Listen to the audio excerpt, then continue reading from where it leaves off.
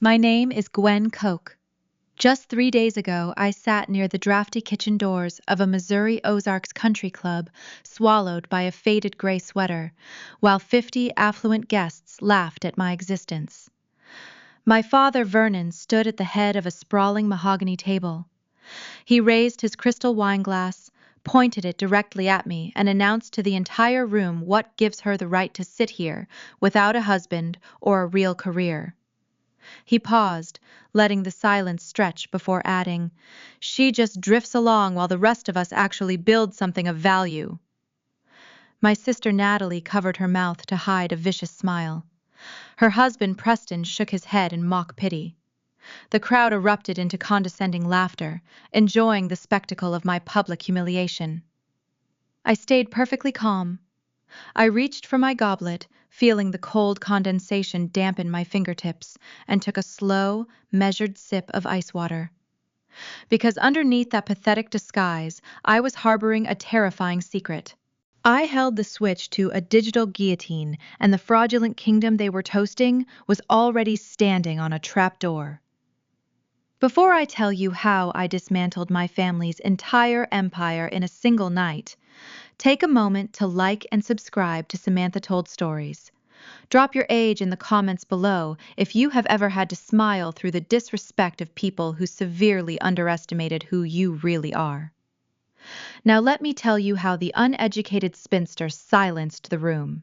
The sharp chime of a silver spoon tapping against imported crystal had pierced the low murmur of the banquet hall just moments before.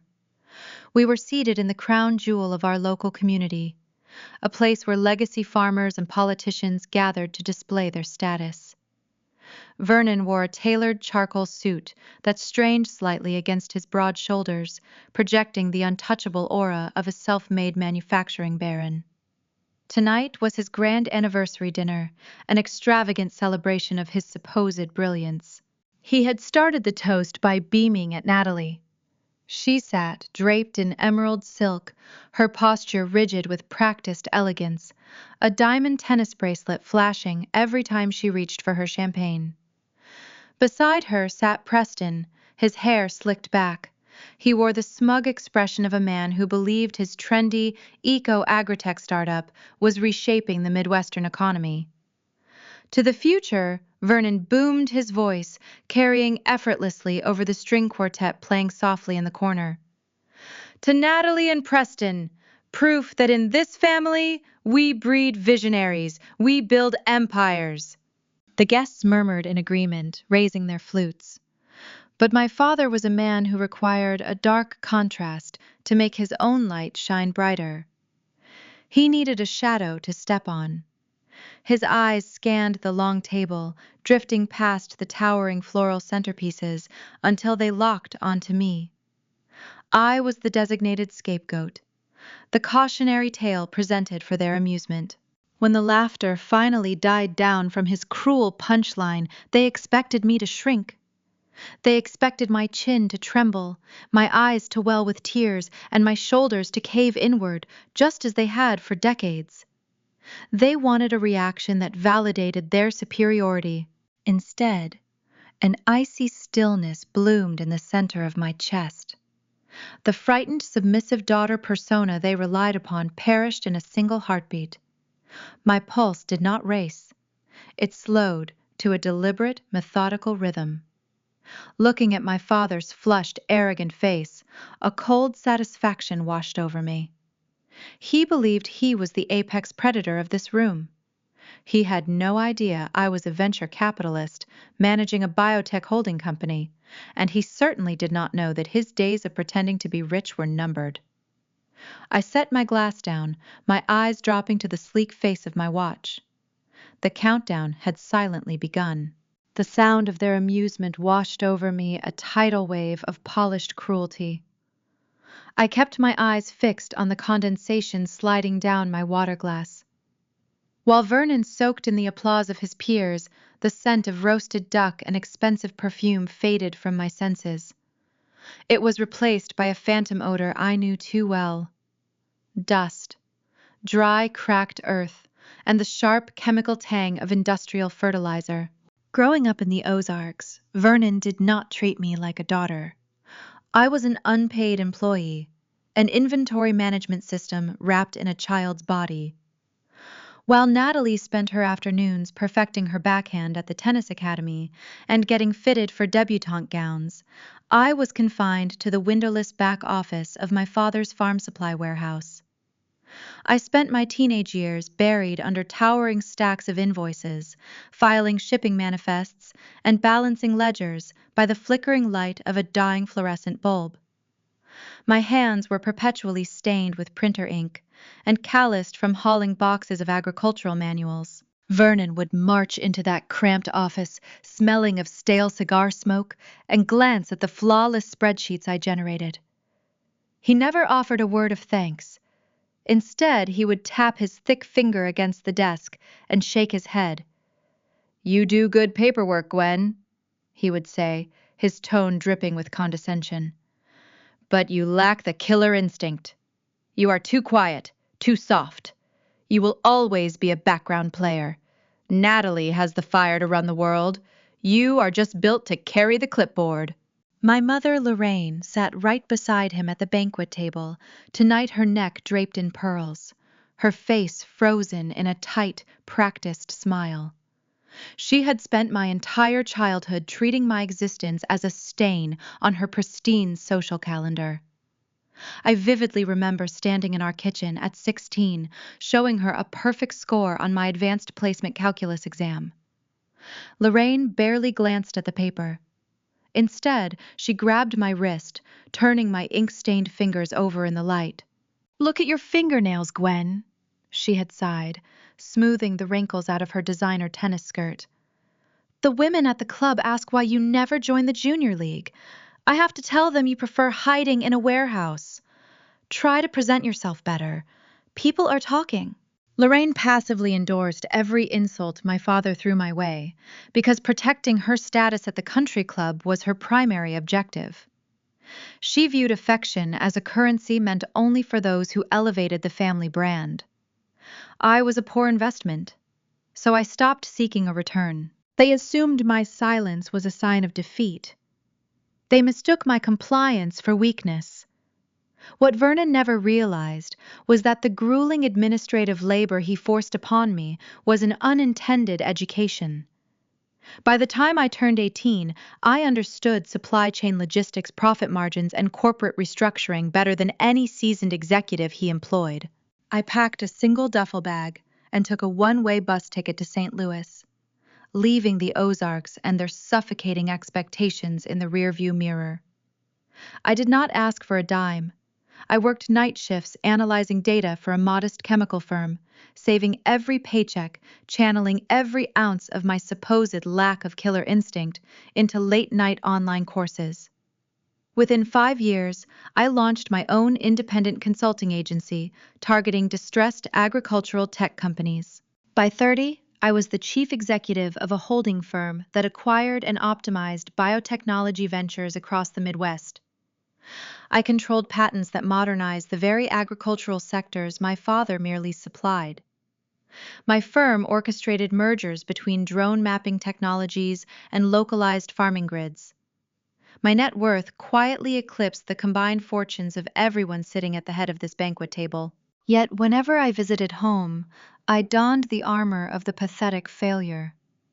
I bought faded sweaters from thrift stores. I drove a rented compact car. I let them pay for my modest meals. It was easier to play the uneducated spinster than to endure their relentless parasitic greed if they ever discovered my true tax bracket. I preferred the shadows. In the cutthroat world of venture capital, being invisible was a distinct tactical advantage. The polite applause faded, bringing my focus back to the present reality of the dining room. I looked down at my outfit. The gray fabric swallowed my frame, a deliberate costume designed to fulfill their lowest expectations. It was a stark contrast to the invisible empire I commanded from a high-tech penthouse 300 miles away. The waiters began clearing the salad plates, navigating smoothly through the crowded room. That was when Preston leaned across the table.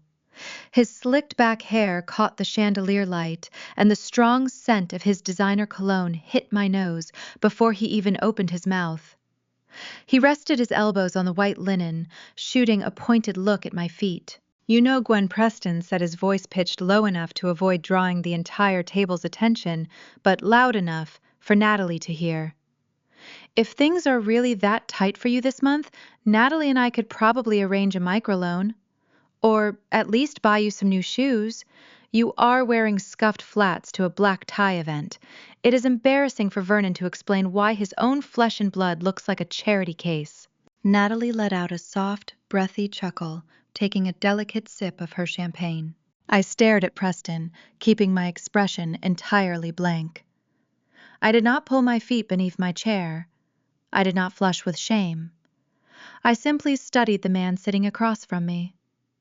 He wore a bespoke Italian suit and a flashy gold watch, but the signs of deep structural rot were written all over him. I noticed the microscopic bead of sweat forming at his temple despite the cool air conditioning. I saw the way his fingers constantly tapped against his thigh, a nervous, erratic rhythm. I recognized the subtle telltale signs of a man drowning in his own manufactured image. Preston projected the aura of a tech visionary reshaping the agricultural landscape. But true power does not concern itself with the scuff marks on a relative's shoes. True power does not need to belittle a quiet woman at a dinner party to feel significant. Preston was overcompensating. His arrogance was a fragile mask stretched thin over a deep chasm of insecurity and panic. The frantic energy radiating from his posture was not the quiet confidence of a successful founder. It was the desperate thrum of a cornered animal. He was hiding something. "That is fine," I replied, my voice steady and devoid of emotion. "Comfort is more important to me than keeping up appearances, Preston.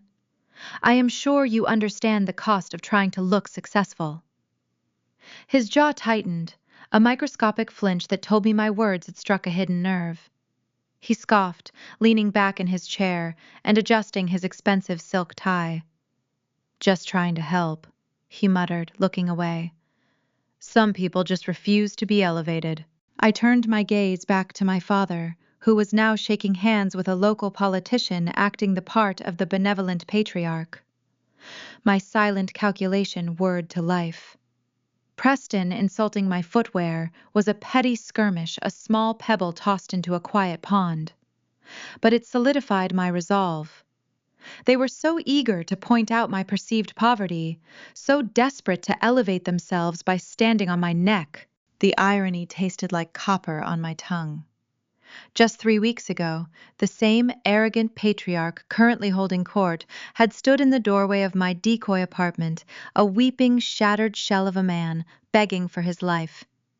The very foundation of this extravagant dinner, the reason Preston was able to sit there and mock my shoes, was built on a horrific lie that was about to unravel. My eyes narrowed slightly as Vernon signaled for another round of expensive bourbon. The trap was already set. The waiters returned to clear the salad plates, replacing them with heavy porcelain platters of roasted venison and wild mushroom risotto.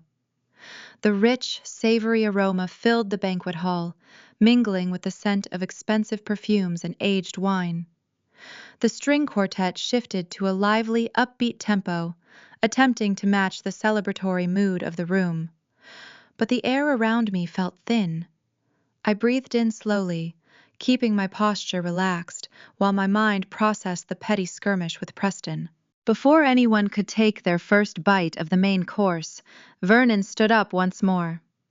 He adjusted his silk tie and tapped his crystal glass, demanding silence from his captive audience. The room quieted instantly. People leaned forward, eager to absorb whatever supposed wisdom the great patriarch was about to dispense. "I want to take a moment to talk about the future," Vernon began, his voice resonating with deep, practiced authority. "A legacy is not just about what you leave behind. It is about what you build today. It is about recognizing talent and fueling it. Family is the foundation of any great enterprise. He gestured expansively toward Preston, who sat up straighter, puffing out his chest. Preston here is not just my son-in-law, Vernon continued. He is a pioneer. His eco-agritech startup is going to revolutionize how we manage soil yield across the Ozarks. But vision requires capital. It requires belief.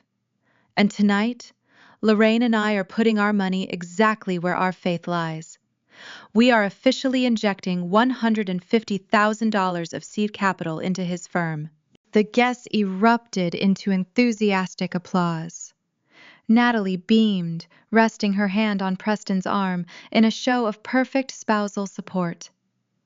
Preston offered a humble, modest nod to the crowd, soaking in the adoration. I did not clap. I sat frozen in my chair.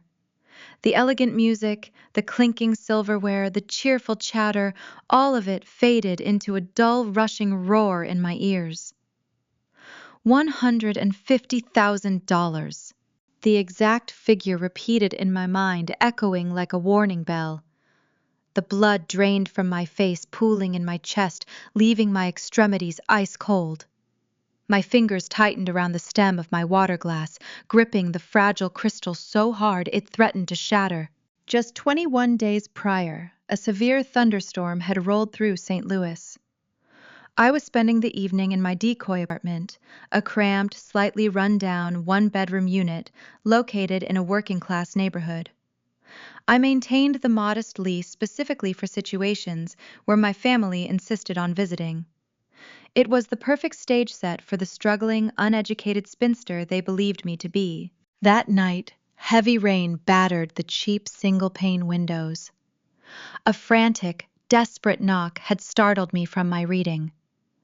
When I opened the door, I found my father standing in the hallway, soaked to the bone, shivering. The imposing, arrogant Titan was gone. In his place stood a pale, fragile old man. I had ushered him inside, handing him a towel. He collapsed onto my cheap futon, burying his face in his hands. His shoulders heaved. When he finally looked up at me, his eyes were bloodshot and brimming with tears. He told me his heart was failing. Vernon spun a masterful, terrifying narrative.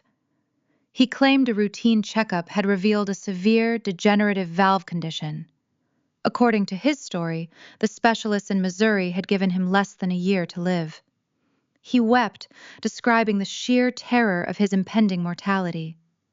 But he claimed there was a single beacon of hope. A private, exclusive medical facility in Geneva, Switzerland, was pioneering an experimental, non-FDA-approved stem cell cardiac procedure. The catch, he explained, through broken sobs, was the funding. Because the treatment lacked federal approval, his premium insurance providers outright refused to cover a single cent. He needed liquid, untraceable cash immediately to secure his spot on the surgical roster. His assets, he lied, were tied up in corporate trusts and long-term manufacturing investments that would take months to liquidate. He needed exactly $150,000. He looked at me, his hands trembling as he reached out to grasp mine. He knew I lived simply. He assumed I hoarded every meager paycheck I earned from whatever clerical jobs he thought I worked. He begged me to empty my savings. He played on the deepest, primal fears a child harbors regarding a parent's death. Driven by a surge of residual daughterly duty, I had succumbed to the manipulation. I bypassed the strict security protocols of my own wealth management firm. I routed the funds through a labyrinth of anonymous shell accounts to ensure my vast corporate resources remained hidden, depositing the money directly into the routing number he provided. For 3 agonizing weeks, I had checked my phone constantly, worried sick about his supposed medical consultations, waiting for updates on his flight to Geneva. Now, staring across the opulent country club dining room, the horrific reality crashed over me. Vernon signaled a passing waiter holding up 2 fingers. The waiter promptly returned with a crystal tumbler filled to the brim with high-proof reserve bourbon. My father grasped the glass, raising it in a silent toast to an investor across the room, and took a deep, satisfying swallow. A man suffering from a severe degenerative heart condition, mere weeks away from a terminal failure, does not consume heavy liquor. A dying man does not possess a robust, healthy flush in his cheeks, or project his voice with booming, effortless stamina. There was no clinic in Geneva. There was no experimental stem cell procedure. There was no failing heart. My father had looked me dead in the eye, faked a terminal illness, and weaponized my remaining empathy just to siphon my savings. He had stolen my money to quietly fund Preston's failing mirage of a company. He had exploited a daughter's love to buy his son-in-law a seat at the elite table. The profound betrayal severed the final fragile thread connecting me to the Koch bloodline. The shock evaporated instantly, replaced by a surge of pure, unadulterated adrenaline. My breathing steadied, my vision sharpened. I looked at Preston. He was laughing at a joke someone made, swirling his expensive wine. A new dual conflict crystallized in my mind. I was not just dealing with an arrogant, classist patriarch. I was dealing with a network of remorseless financial predators. Preston was a willing, parasitic accomplice, happily burning the cash his father-in-law had conned out of the family scapegoat. They viewed me as a disposable resource, a naive piggy bank meant to be shattered whenever their fragile egos required funding. Simple anger was entirely insufficient for the magnitude of this deception. A public shouting match would only give them the hysterical reaction they expected. They needed to be systematically eradicated from the financial ecosystem. Every asset they claimed, every dollar they hoarded, every ounce of unearned prestige they paraded needed to be liquidated and erased. I lowered my eyes to my plate, picking up my silver fork. The seasoned venison suddenly looked like a feast for scavengers. I took a small bite, chewing methodically, letting the cold calculation take total control of my nervous system. I was no longer the wounded daughter. I was the apex predator they had unknowingly invited into their enclosure. The dinner service began to wind down. The servers returned to clear the main course plates, preparing the tables for dessert. Vernon wiped his mouth with a linen napkin and stood up, smoothing the front of his tailored suit. He caught my eye across the room. The jovial, celebratory mask slipped for a fraction of a second, replaced by a sharp, predatory glint. He gave a subtle, almost imperceptible jerk of his head, gesturing toward the dimly lit hallway that led to the country club's private mahogany studies. He turned and walked away, expecting me to obediently follow like a whipped dog. The thief wanted more. The trap was moving, and I was more than ready to step inside.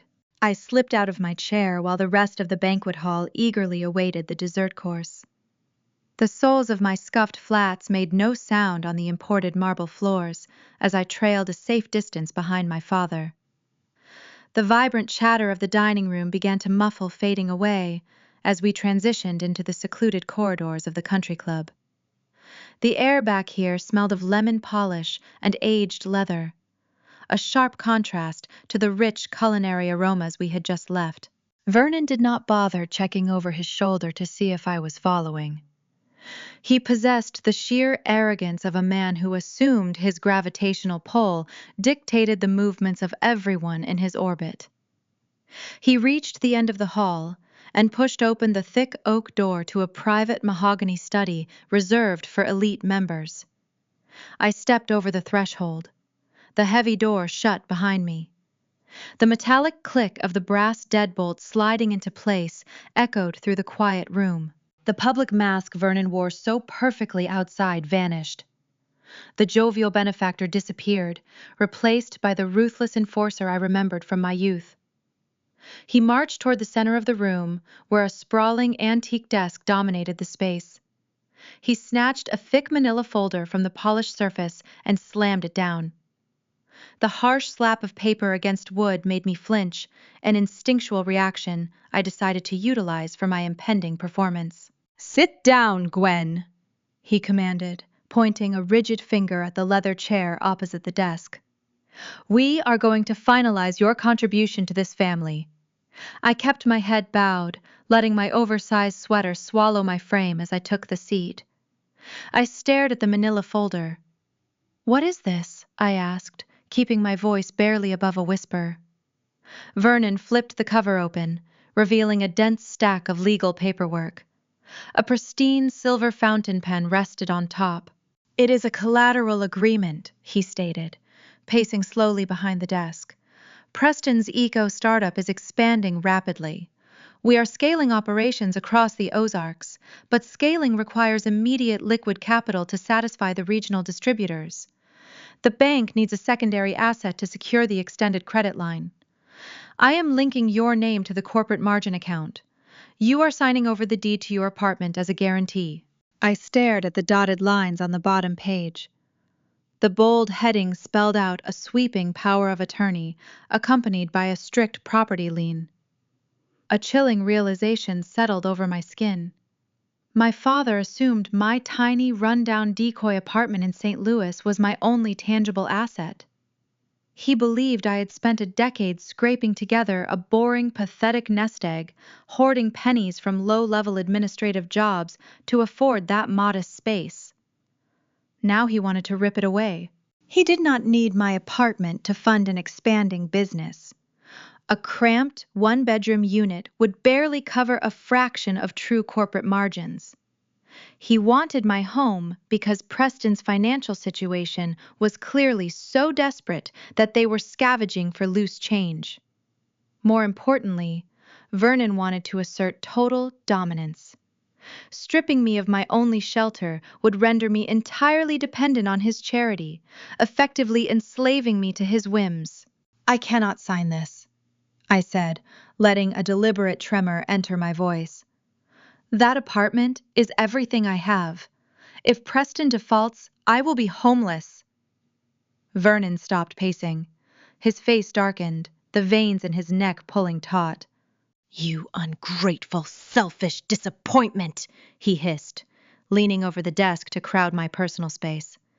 "After everything I provide for you, after the endless embarrassment you cause this bloodline by parading around like a broke spinster, you refuse to help your own sister secure her future."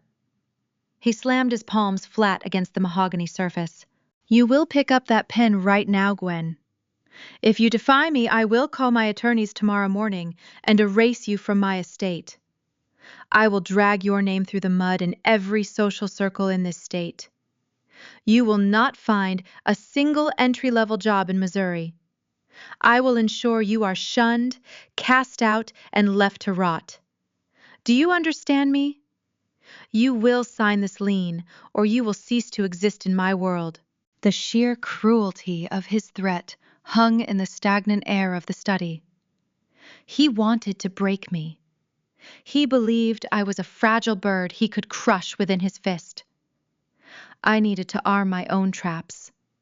I needed access to my servers back in the city to uncover the true depths of Preston's fraud. Engaging in a rational debate would only prolong my captivity in this room. I had to feed my father the exact reaction his ego craved. He needed a shattered victim. I gave him a masterpiece. My breathing hitched. I forced my chest to heave, drawing in rapid, shallow gasps. I reached for the silver fountain pen, letting my hand shake so fiercely that the metal barrel clattered against the desk before I could grip it. "I cannot breathe," I gasped, pressing my free hand against my sternum. "Stop the theatrics," Gwen Vernon sneered, crossing his arms. "It is just a signature." I let a dry sob escape my throat, squeezing my eyes shut to force a sheen of moisture onto my lashes. "Dad, please," I whimpered, my voice cracking perfectly. My head is spinning. I cannot focus on the words. The clauses are blurring together. If I sign this while my hands are shaking like this, the bank will flag the signature. They will claim I was under duress. Vernon frowned, processing the legal reality of my statement. He knew that a sloppy, contested signature on a strict property lien could trigger an automatic judicial review. A review would delay his access to the collateral by months. He needed this transition of power to be entirely frictionless. I need to do this properly, I stammered, shrinking deeper into the leather chair. Give me 48 hours. I will take these documents back to the city. I will sit in a quiet room with a licensed public notary and execute every single page flawlessly. I will bring the finalized stamped portfolio directly to you at the Harvest Ball this weekend. You will have a pristine, undeniable legal transfer, I promise. The mention of the upcoming Harvest Ball, the most prestigious society event of the season, made him pause.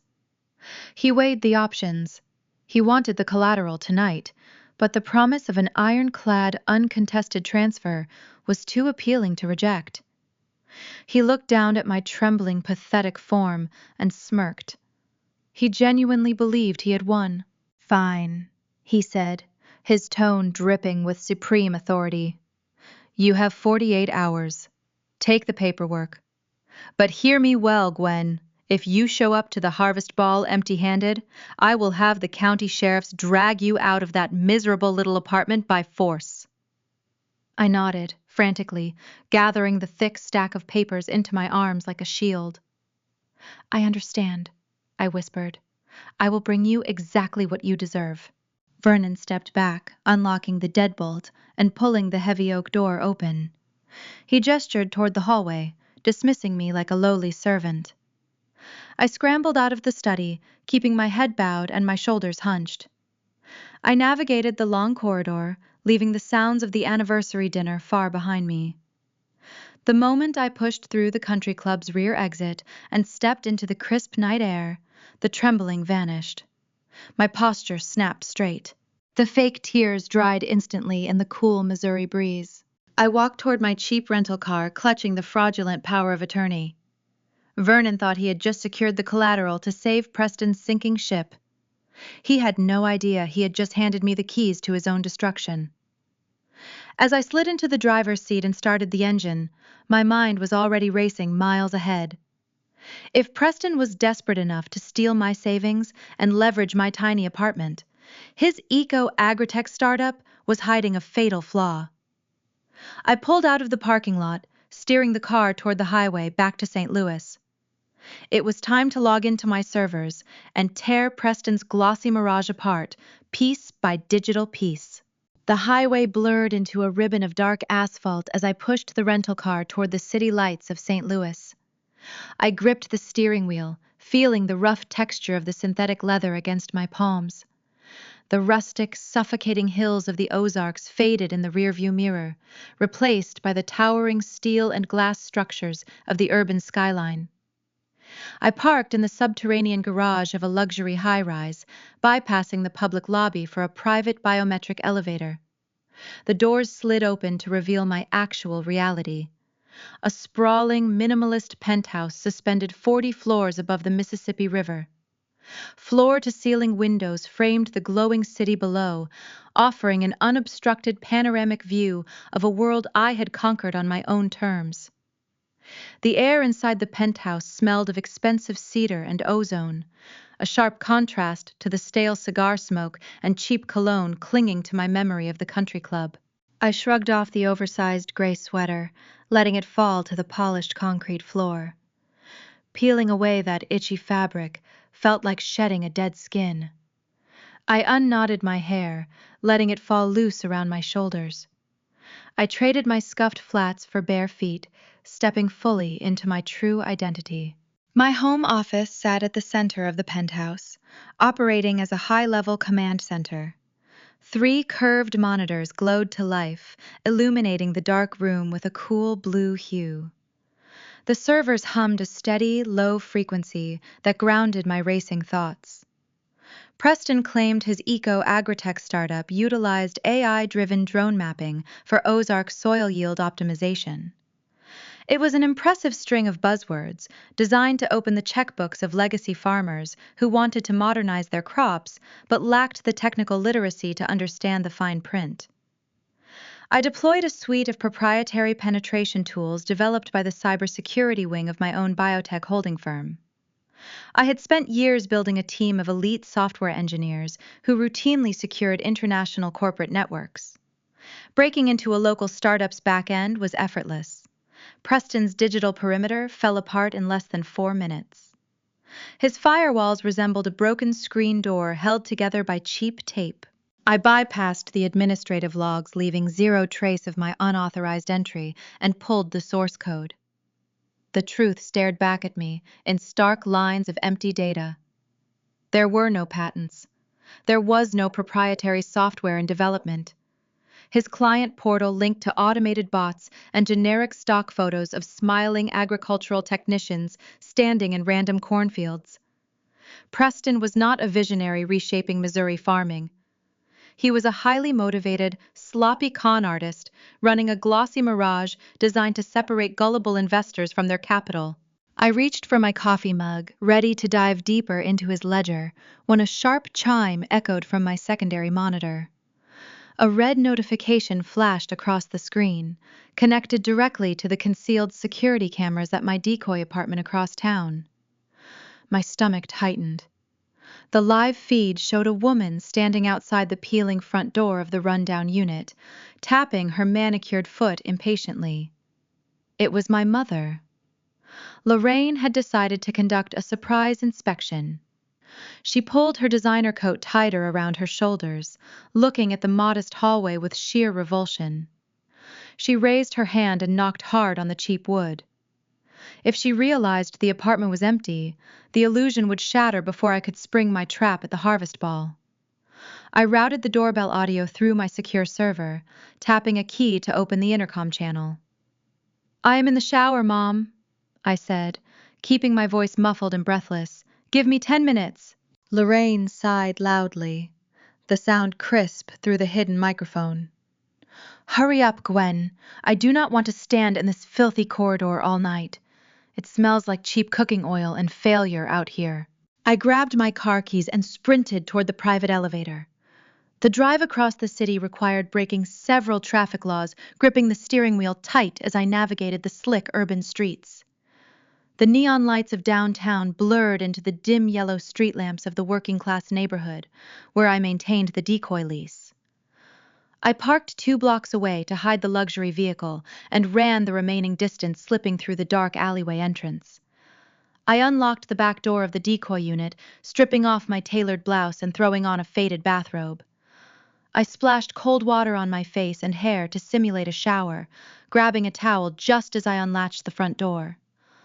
Lorraine stood there, glaring at my damp appearance. "You took your time," she snapped, pushing past me into the cramped living room. She ran a critical eye over the cheap furniture, running a finger along the edge of a plastic side table to check for dust. "Your father said you were having a panic attack earlier.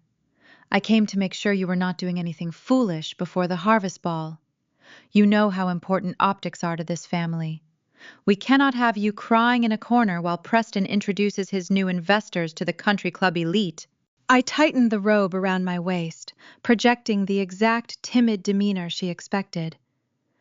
"I am fine," I whispered, lowering my gaze to the scuffed linoleum floor.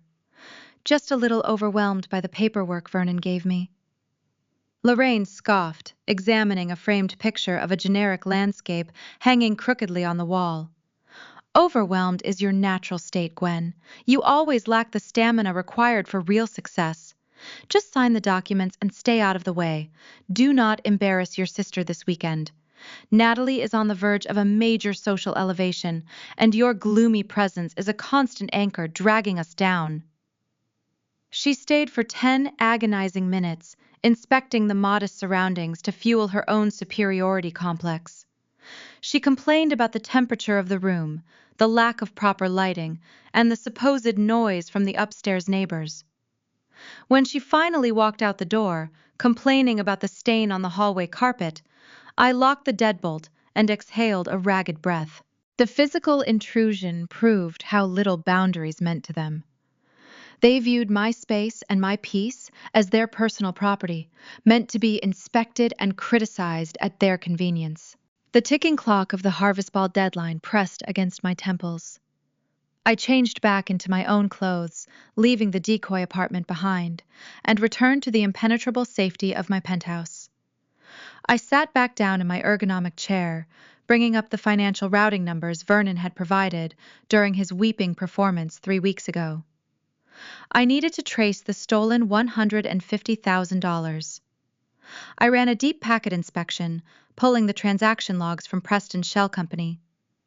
The money had landed in his primary business account for less than an hour. Then Preston enacted a frantic digital scramble. He fractured the large sum into dozens of smaller automated transfers, routing them rapidly through obscure offshore payment processors located in the Cayman Islands and Cyprus. He was desperately trying to mask the final destination of the stolen capital.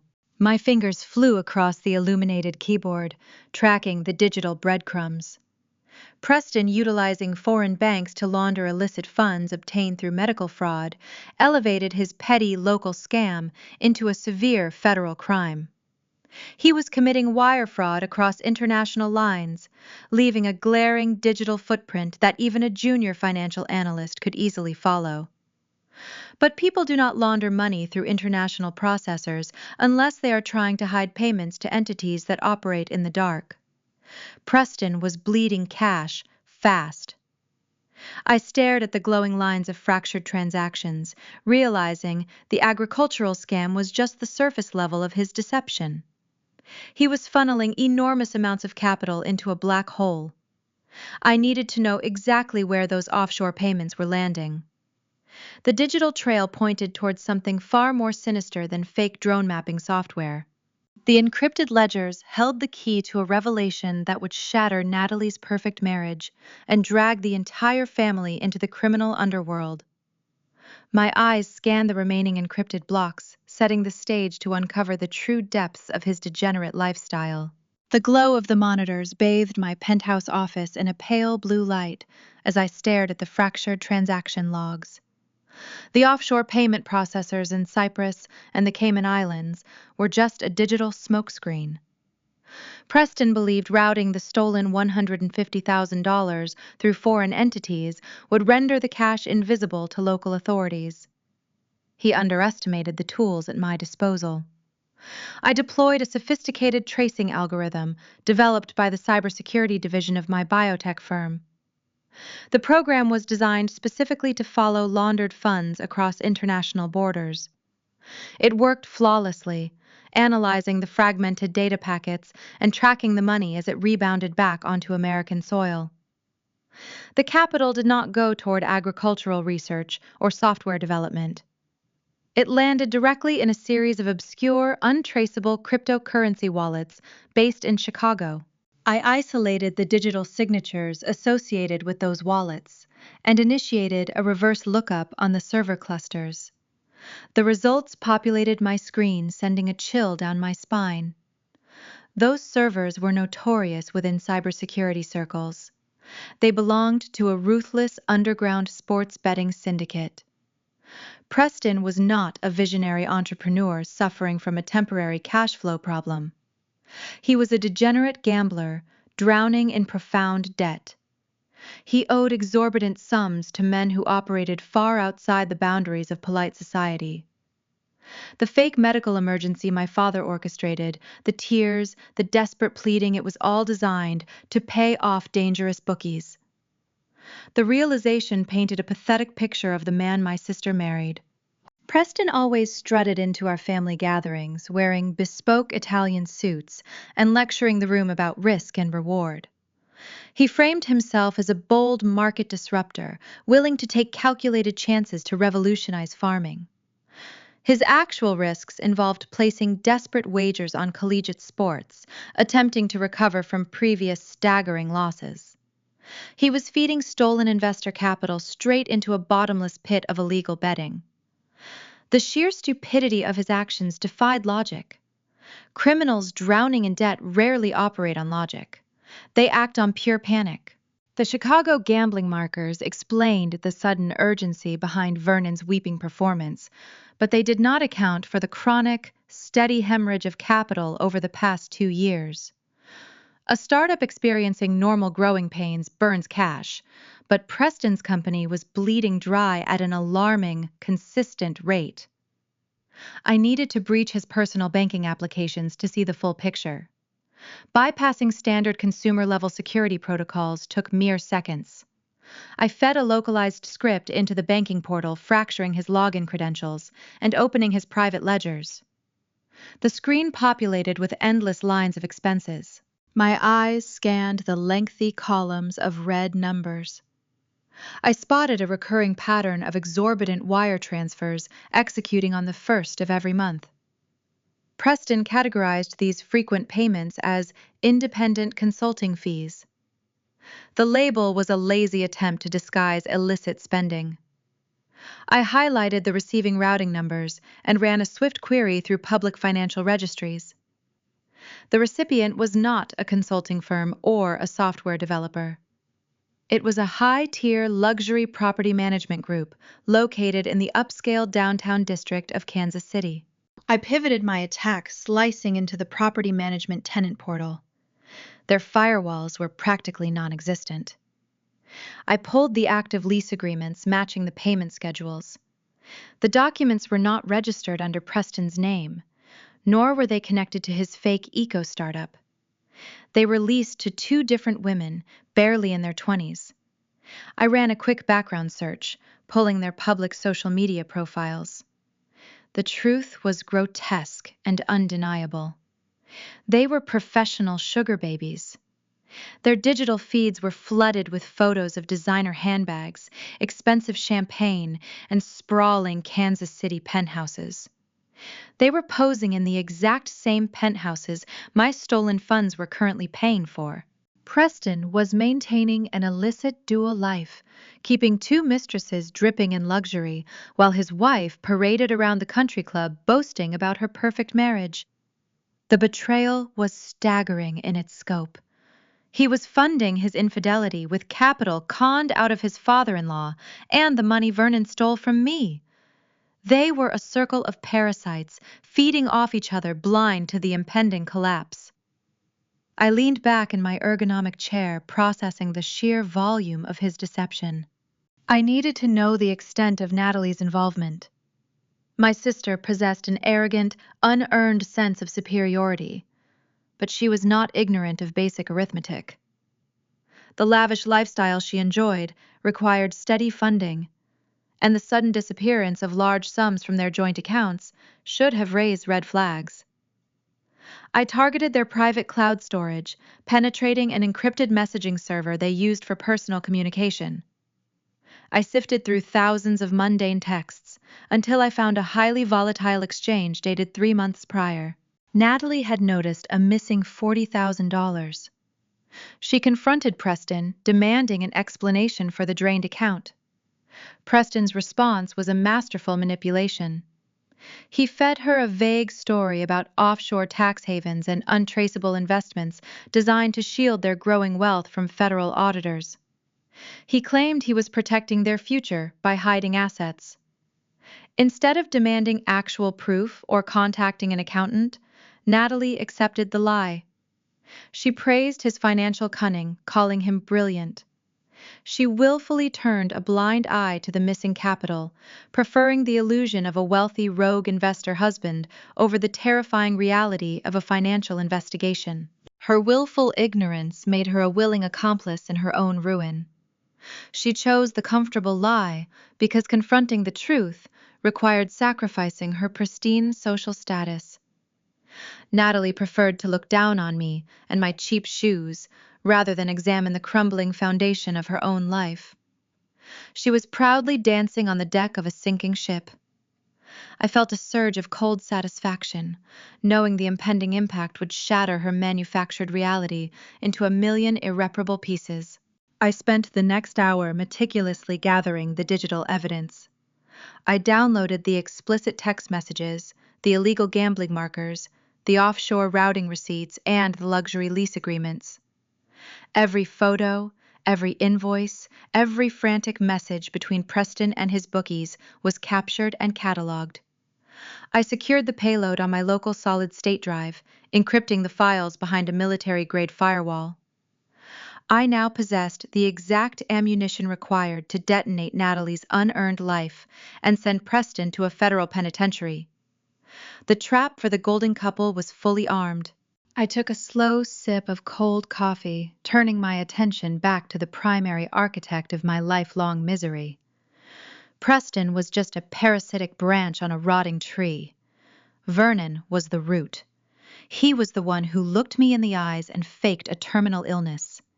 He was the patriarch, demanding the deed to my decoy apartment to scrape together pennies for his fraudulent son-in-law. I needed to examine the true financial state of the man trying to legally enslave me. I opened a new terminal window, preparing to audit my own corporate portfolios and review the vast blind trusts I managed. It was time to look closely at the exact ownership structure of the Ozark estate my father proudly called his own. I closed the encrypted folder containing the sordid details of Preston's double life. The glowing screen of my monitor reflected in the dark glass of the penthouse windows. Preston and Natalie were handled.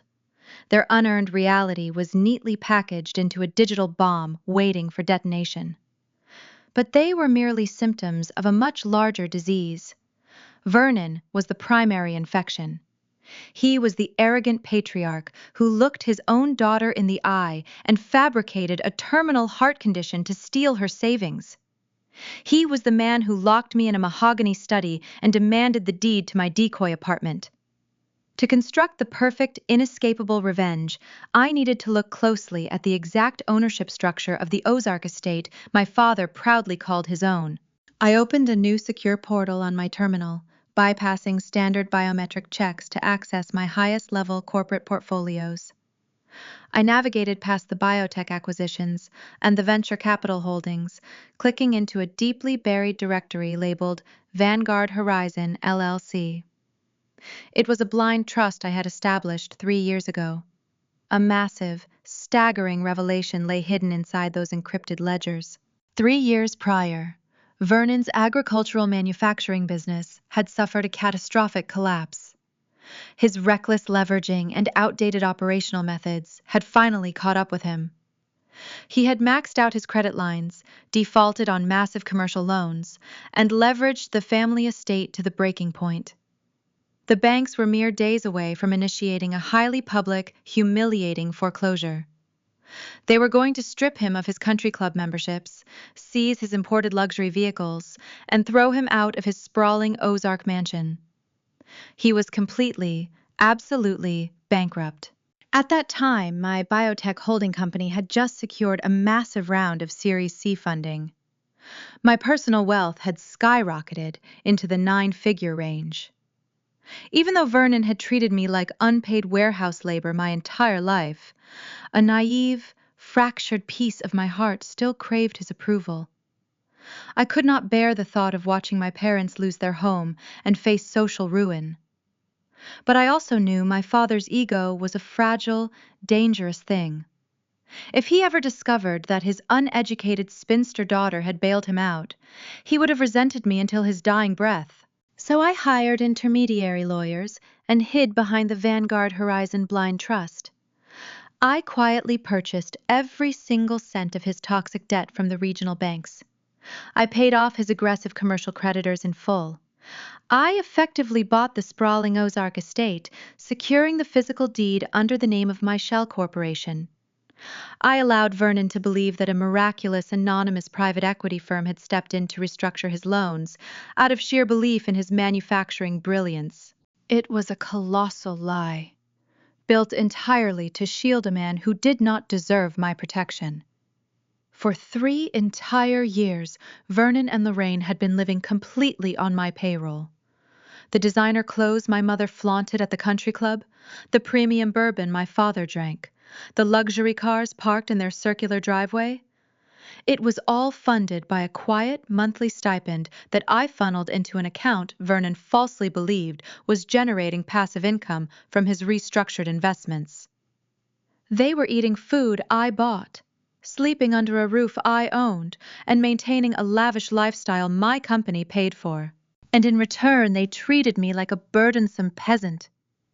They mocked my modest decoy apartment, completely unaware that the woman they were laughing at was the sole proprietor of their entire existence. The sheer, blinding irony made my stomach churn. The man aggressively demanding the deed to my tiny apartment in St. Louis was actively trespassing in a house I legally owned. The realization brought a sudden, sharp clarity to a running joke in our family. For the past 3 years, Lorraine constantly complained to her socialite friends about their frustrating corporate landlord. Whenever she wanted to remodel the kitchen or tear down a load-bearing wall in the estate, she received sternly worded legal denials from the property management firm. She whined endlessly about the strict property covenants that prevented her from altering the landscaping.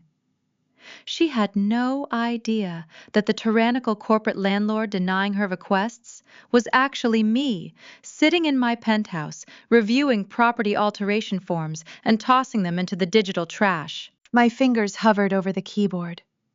I opened a secure communication channel to my lead wealth manager.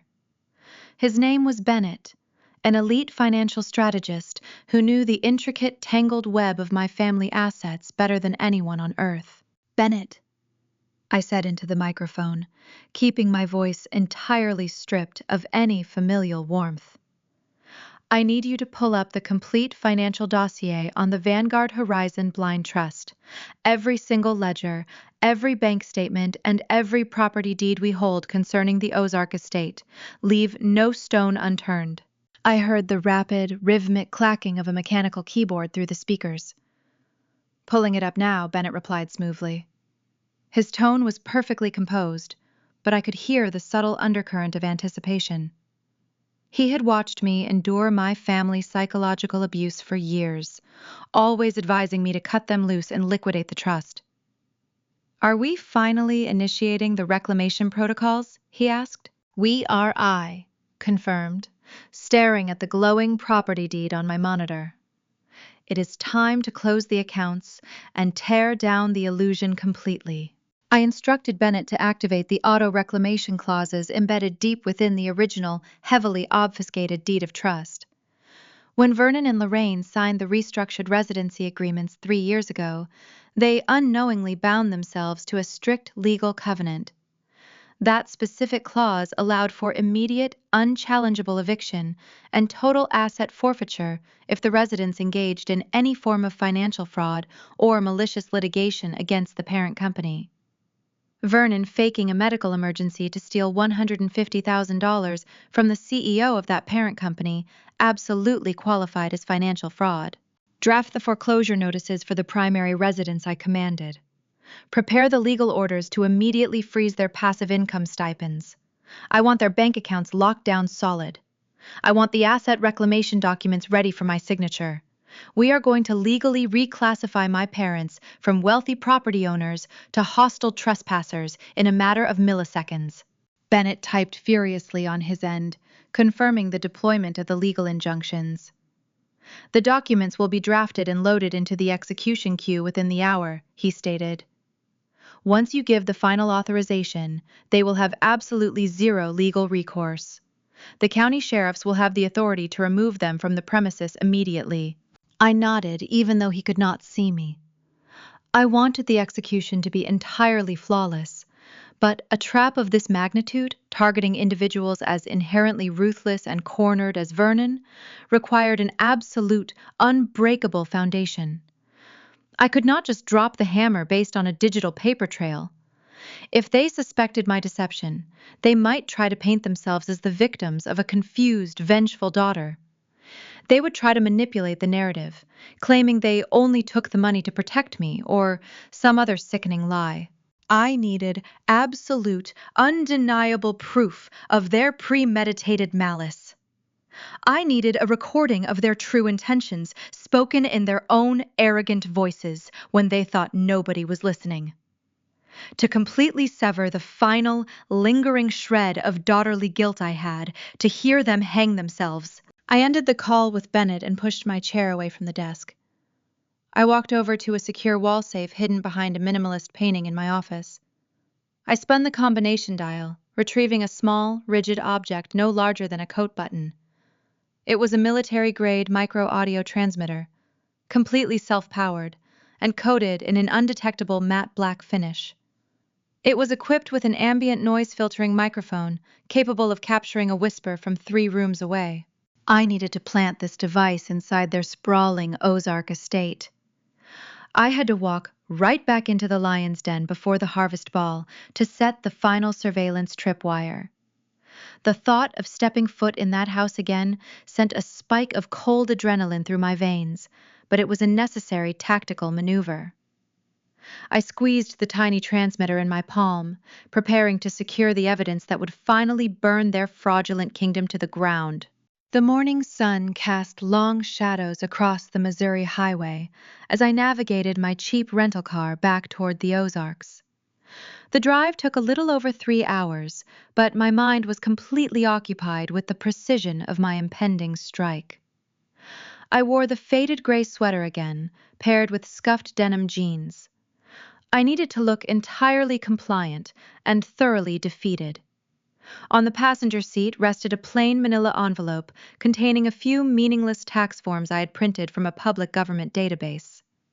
It was the perfect excuse for an unannounced visit. I pulled into the sweeping circular driveway of the sprawling estate my parents called home. The irony was physically palpable. I stared at the towering brick columns, the manicured lawns, and the imported luxury vehicles parked near the 4-car garage. Vernon and Lorraine paraded this property as the ultimate symbol of their agricultural manufacturing legacy. They had absolutely no idea that the deed to the entire parcel of land was locked securely in my downtown penthouse safe. They were merely glorified tenants living on my secret charity. I stepped out of the car gripping the small military-grade micro-audio transmitter inside the pocket of my jeans. I walked up the wide stone steps and rang the doorbell. It took several minutes before the heavy oak door swung open. Lorraine stood in the foyer, wearing a pristine white cashmere lounge set.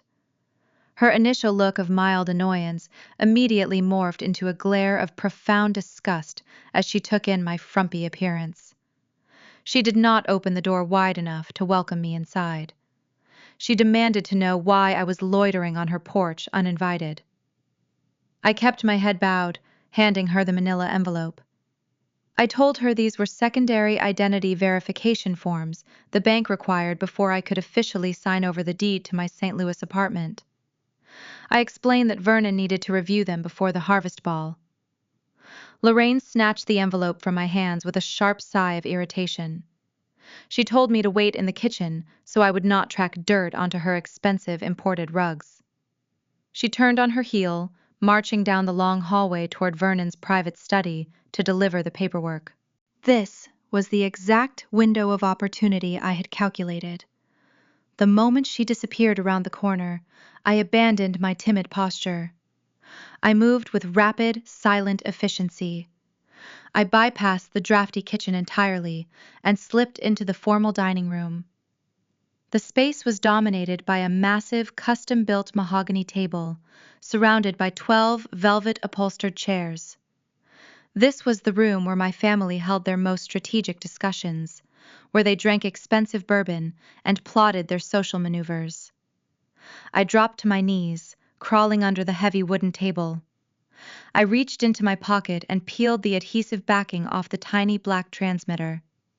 I pressed the device firmly against the underside of the thick mahogany surface, wedging it deep into a corner where the wooden frame met the table leg. The industrial adhesive bonded instantly. The device was completely invisible to the naked eye, operating on a heavily encrypted rolling frequency that consumer-grade bug sweepers could never detect. I scrambled back to my feet, smoothing my jeans and retreating to the kitchen just seconds before I heard the sharp click of my mother's heels returning down the hallway. Lorraine stepped into the kitchen, waving a dismissive hand. She told me Vernon would handle the paperwork and ordered me to leave before the caterers arrived to prepare their lunch. I nodded obediently, keeping my eyes fixed on the floor as I walked out the back door. I climbed into my rental car and drove away, leaving their fraudulent kingdom behind. The trap was successfully planted. The return trip to St. Louis felt remarkably fast. The moment I stepped out of the private biometric elevator and into my minimalist penthouse, I felt the familiar rush of absolute control. I walked straight into my home office and booted up my primary terminal. I opened the proprietary surveillance application developed by my cybersecurity team. I initiated the receiver protocol, linking my server directly to the microtransmitter hidden beneath their dining room table. The screen flared to life, displaying a digital audio equalizer. I put on a pair of noise-canceling studio headphones and boosted the gain. The ambient noise filtering algorithm worked perfectly. The sound was crystal clear. For the first hour, I heard only the mundane sounds of the estate. The catering staff moving pots and pans, the distant hum of a vacuum cleaner, and the chime of a grandfather clock. Then the heavy wooden doors of the formal dining room opened. Footsteps echoed across the hardwood floor. I recognized the heavy, arrogant tread of my father, followed by the sharp click of my mother's heels and the distinct scuffing of Preston's expensive leather loafers. They took their seats around the mahogany table directly above my hidden microphone. I heard the unmistakable sound of a heavy glass decanter pouring liquid into crystal tumblers. Vernon initiated the conversation with a boisterous laugh. He praised Preston for securing the upcoming Eco-Agritech presentation at the Harvest Ball, claiming the entire Missouri elite would be eating out of their hands. Preston chuckled, a sound that vibrated with unearned smugness. The conversation quickly shifted to the topic of my impending financial ruin. Vernon boasted about the fear in my eyes when he locked me in the study, describing my fake panic attack as the pathetic display of a weak-minded spinster. He proudly announced that they would have the deed to my apartment by the weekend. Preston took a sip of his drink and let out a long, satisfied sigh. He told Vernon that the collateral could not come soon enough. With chilling casualness, Preston bragged about his massive offshore debts.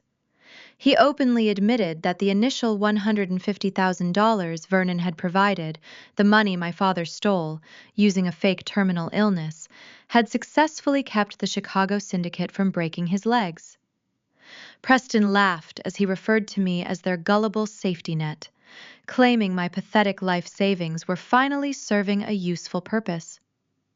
He admitted that the Eco-Agritech startup was just a front to wash the betting money, and Vernon actually congratulated him on his cunning strategy. My father was fully aware of the illegal gambling. They were co-conspirators in a massive federal wire fraud operation, laughing about how easily they had manipulated my daughterly affection. Then my mother spoke. Lorraine's voice cut through the audio feed, dripping with venomous elitism. She asked Vernon what would happen to me once they officially seized my St. Louis apartment and drained the equity. Vernon stated carelessly that I would likely be evicted by the end of the month when my rent bounced. Preston joked that I could sleep in my cheap rental car. Lorraine did not laugh. Instead, she offered a solution so profoundly cruel it made the air in my penthouse feel freezing cold. She suggested that a state-funded homeless shelter would be the perfect place for me to learn how the real world works. She stated flatly that I had been a depressing embarrassment to their pristine social brand for my entire life. She told her husband and her son-in-law that once I was completely destitute, they should officially cut all contact and change their phone numbers. My own mother was actively plotting my absolute destruction, viewing my potential homelessness as a convenient way to erase a blemish from her country club reputation. I sat perfectly still in my ergonomic leather chair, listening to the clinking of their glasses as they cheerfully toasted to their impending wealth and my guaranteed misery. For 32 years, a tiny, fractured piece of my heart had harbored a desperate, pathetic hope that my family possessed some hidden reservoir of love for me. I had constantly made excuses for their cruelty, attributing their behavior to generational differences or simple misunderstandings. That fragile hope did not just die in that moment. It was violently incinerated. The people sitting in that dining room were not my family. They were parasites. They viewed me not as a human being, but as a disposable battery, meant to be entirely drained and then discarded into the gutter without a second thought.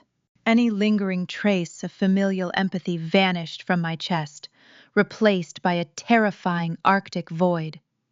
The emotional tether that had bound me to them for 3 decades was permanently severed.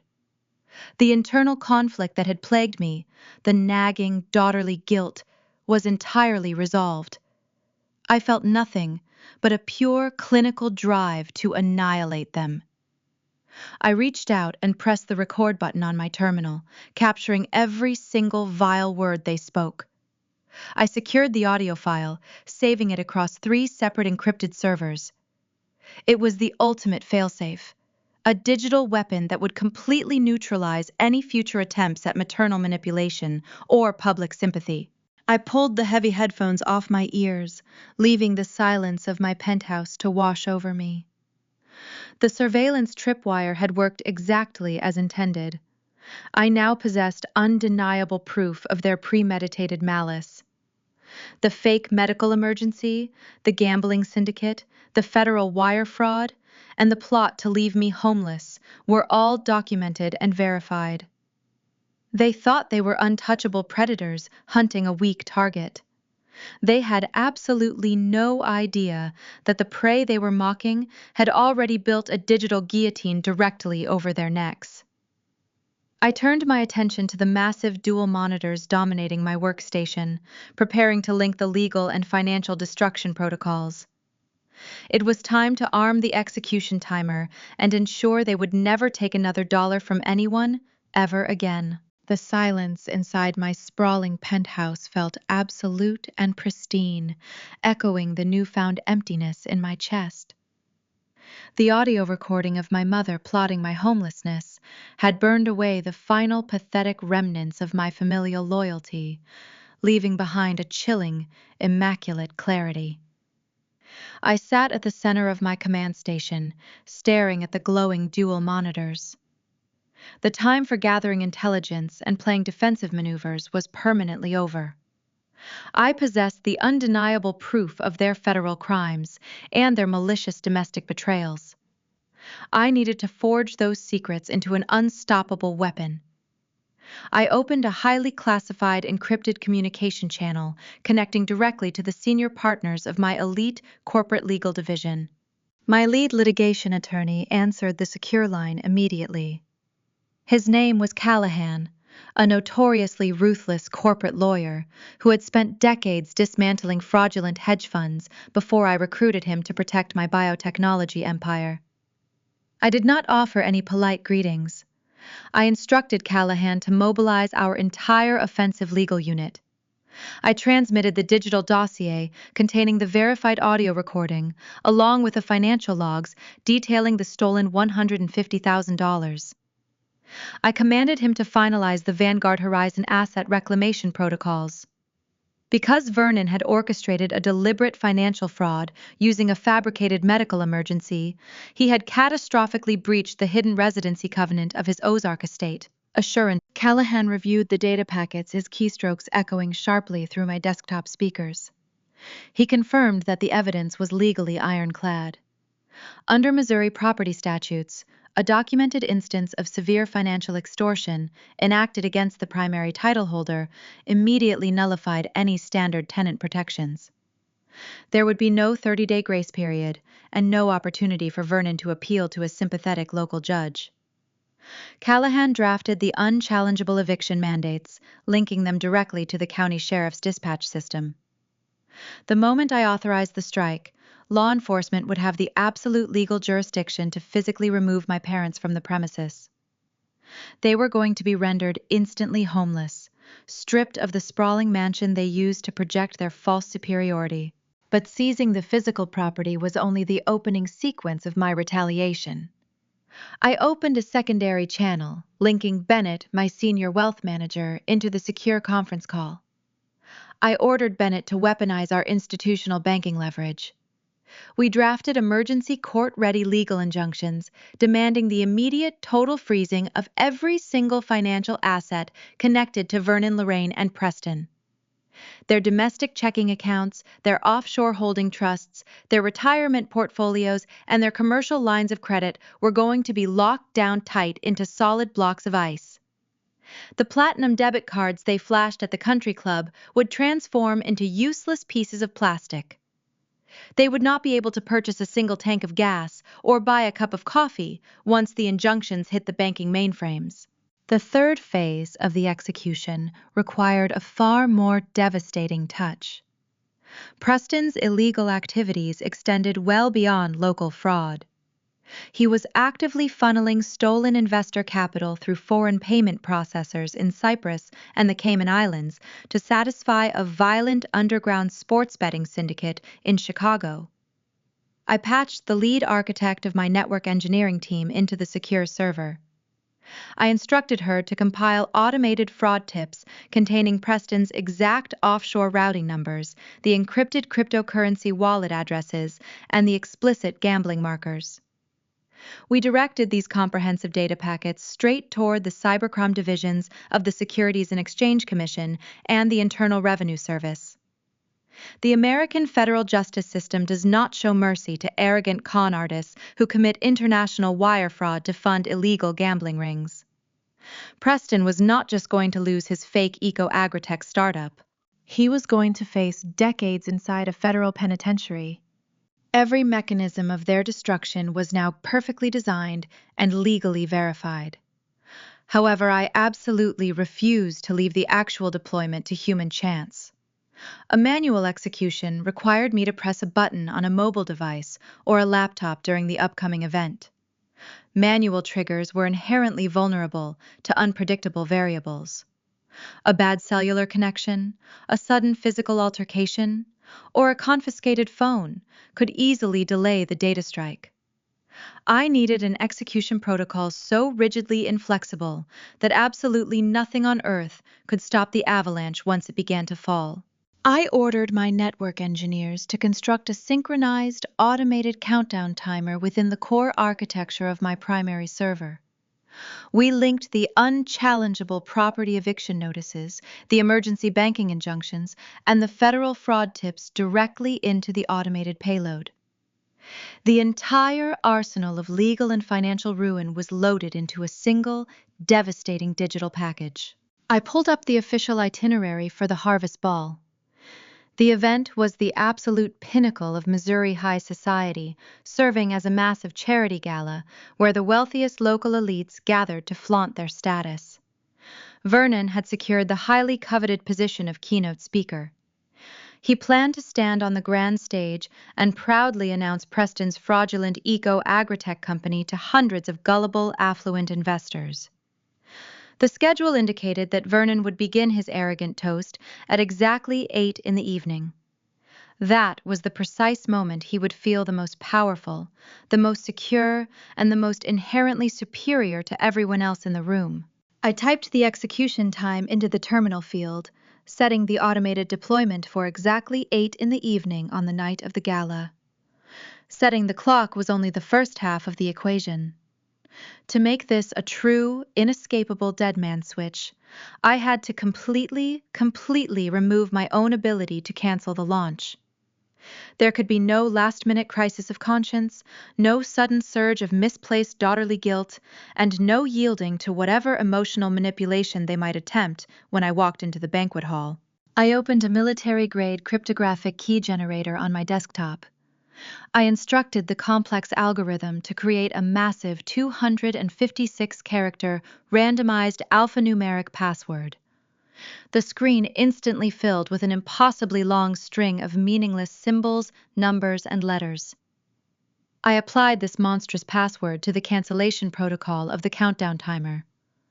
The system verified the lock, requiring that exact specific sequence to pause, delay, or abort the impending data strike. I did not copy the password to my clipboard. I did not write it down on a physical piece of paper, nor did I save it to a hidden, encrypted file on a secondary drive. I simply sat in my ergonomic leather chair, watching the string of characters hover on the glowing screen for a brief, silent moment. Then, with a single decisive keystroke, I permanently purged the generator's cache and wiped the temporary memory sector. The password was deleted into the digital ether, completely and utterly irrecoverable by any existing forensic software on the planet. The system was now entirely autonomous. The digital countdown timer appeared in the center of my primary monitor, ticking backward in bright red font. A silent, relentless march toward the upcoming weekend. The legal machinery was officially locked, loaded, and entirely out of my family control. More importantly, it was entirely out of my control. The fragile, compliant woman they relied upon had been permanently erased, overwritten by the very ruthlessness they had forced her to develop. I leaned back, exhaling a long, slow breath into the quiet room. The digital front of my war was completely sealed, orbiting silently in the cloud, waiting for the deadline. But a digital strike, no matter how financially devastating, was an invisible process. I needed a physical component to anchor the destruction I was bringing to their perfect society event. Vernon had threatened to have me dragged out of my apartment if I showed up to the harvest ball without the signed property lien. I needed to construct a brilliant physical decoy to lower their guard and grant me unobstructed entry into the VIP section of the gala. Furthermore, I needed to package the grotesque evidence of their crimes into a format I could hand directly to their wealthy peers. The digital guillotine was falling, but I needed to build a Trojan horse to ensure I had a front row seat to the execution. The digital countdown glowed ominously behind me, but software executes silently. A financial wipeout orchestrated through cyberspace lacks a certain physical weight. The wealthy elites attending the upcoming gala operated in a world of tangible status symbols. They demanded high-quality, paper-heavy cardstock and glossy photographs. I needed to hand them the destruction of their beloved patriarch in a format they could feel between their manicured fingers. I initiated a secure connection to my industrial laser printer located in the secondary office space. I loaded the expansive paper trays with thick, premium matte stock. The machine whirred to life, filling the quiet penthouse with a rhythmic, mechanical hum. I purchased a box of 50 midnight blue presentation folders earlier that afternoon. The specific shade mirrored the exact color utilized by top-tier investment firms when pitching massive corporate portfolios. It projected absolute authority. I laid the sleek, empty covers across my long glass dining table, creating an efficient assembly line. On the left side of every folder, I placed the undeniable proof of my father's hollow reality. The pages detailed his concealed bankruptcies, his maxed-out commercial credit lines, and the definitive legal documents proving my blind trust owned his sprawling estate. The guests would see that the great agricultural titan was nothing more than a glorified squatter, surviving on his despised daughter's charity. On the right side, I arranged the explosive evidence dismantling the golden couple. I printed high-resolution screenshots of Preston's explicit text messages negotiating rates with professional sugar babies. I included the exorbitant Kansas City luxury lease agreements and the devastating illegal sports betting markers from the Chicago syndicate. Seeing the vulgar reality printed on crisp white paper made the betrayal feel profoundly grotesque. Natalie had always treated me like a repulsive peasant, while her pristine husband actively squandered stolen capital on mistresses and underground bookies. As I slid the final glossy photograph under the corner tabs, a new conflict crystallized in my mind. Handing out 50 folders required getting past the strict country club security and walking directly into the heavily guarded VIP section without raising suspicion. I needed an unimpeachable reason to bypass the event coordinators. I needed a brilliant disguise to ensure my entry remained unchallenged. Vernon had explicitly threatened to have me forcibly dragged out of my modest St. Louis apartment by county sheriffs if I arrived at the harvest ball empty-handed. He demanded the fully executed property lien transferring my only supposed asset to his control. Handing him the genuine contract carried an unacceptable level of risk. If my digital deadman switch somehow failed, a valid signature would render me legally homeless. I retrieved the original fraudulent power of attorney documents Vernon had forced upon me during his study ambush. I fed the thick pages through my high-definition corporate scanner, importing the files into premium editing software. I carefully highlighted the lethal asset transfer clauses, the sweeping financial authorizations, and the strict collateral mandates. With a single keystroke, I deleted those predatory paragraphs. I accessed a public database and downloaded dense, legally meaningless boilerplate text regarding municipal agricultural zoning ordinances and rural water rights. I formatted the useless gibberish, perfectly matching the original bank letterhead, margin spacing, and barcode footers. I dropped the altered text directly into the blank spaces of the contract. To a casual observer, or a greedy patriarch eagerly anticipating his victory, the document looked absolutely authentic. To an actual attorney, it was a worthless stack of nonsense. Next, I needed to forge my own surrender. I grabbed a pen and practiced signing my name on a scrap sheet of paper. I intentionally let my wrist spasm, mimicking the jagged, messy strokes of a terrified, hyperventilating woman. I transferred the most pathetic, tear-stained signature onto the final page of my altered contract. I slid the harmless decoy into a reinforced leather folio. Vernon would see the bold cover page and my shaky handwriting, completely unaware he was holding a meaningless prop. His blinding arrogance would prevent him from reading the fine print, granting me unfettered access to his inner circle. Securing entry was merely the first tactical hurdle. I needed to understand the precise physical battlefield. I opened a new browser tab, pulling up the official catering and event layout for the country club. My biotech firm routinely hosted charity galas, so I knew exactly how to access vendor blueprints. The schematic displayed a massive banquet hall, filled with circular guest tables radiating outward from a long, elevated main dining platform. My parents and the golden couple were assigned to the central position of honor. I zoomed in on the detailed catering notes, studying the service arrangements. The event coordinators planned to serve a lavish roasted primary course. The instructions specified that a massive, heavy silver serving platter would be placed directly in the center of the main table, acting as a decorative centerpiece until the meal commenced. I stared at the blueprint, noting the exact dimensions and weight of that silver tray. A solid metal object of that size possessed significant physical heft and immense monetary value. If Preston realized his offshore accounts were frozen and the federal authorities were closing in, his survival instinct would undoubtedly trigger a frantic, chaotic response. Criminals cornered by federal wire fraud charges often resort to desperate, erratic physical actions to secure untraceable valuables for a rapid escape. That heavy silver platter resting right in front of him was an unattended, highly lucrative asset. It was a perfect trap waiting to be sprung. I committed the spatial layout to memory, measuring the distance between the main table and the kitchen service exits. If he attempted to run, my private security personnel would know exactly where to intercept his flight. The physical props and the spatial intelligence were fully secured. The countdown timer on my desktop monitor flashed steadily, indicating I had less than 2 hours before the digital guillotine dropped.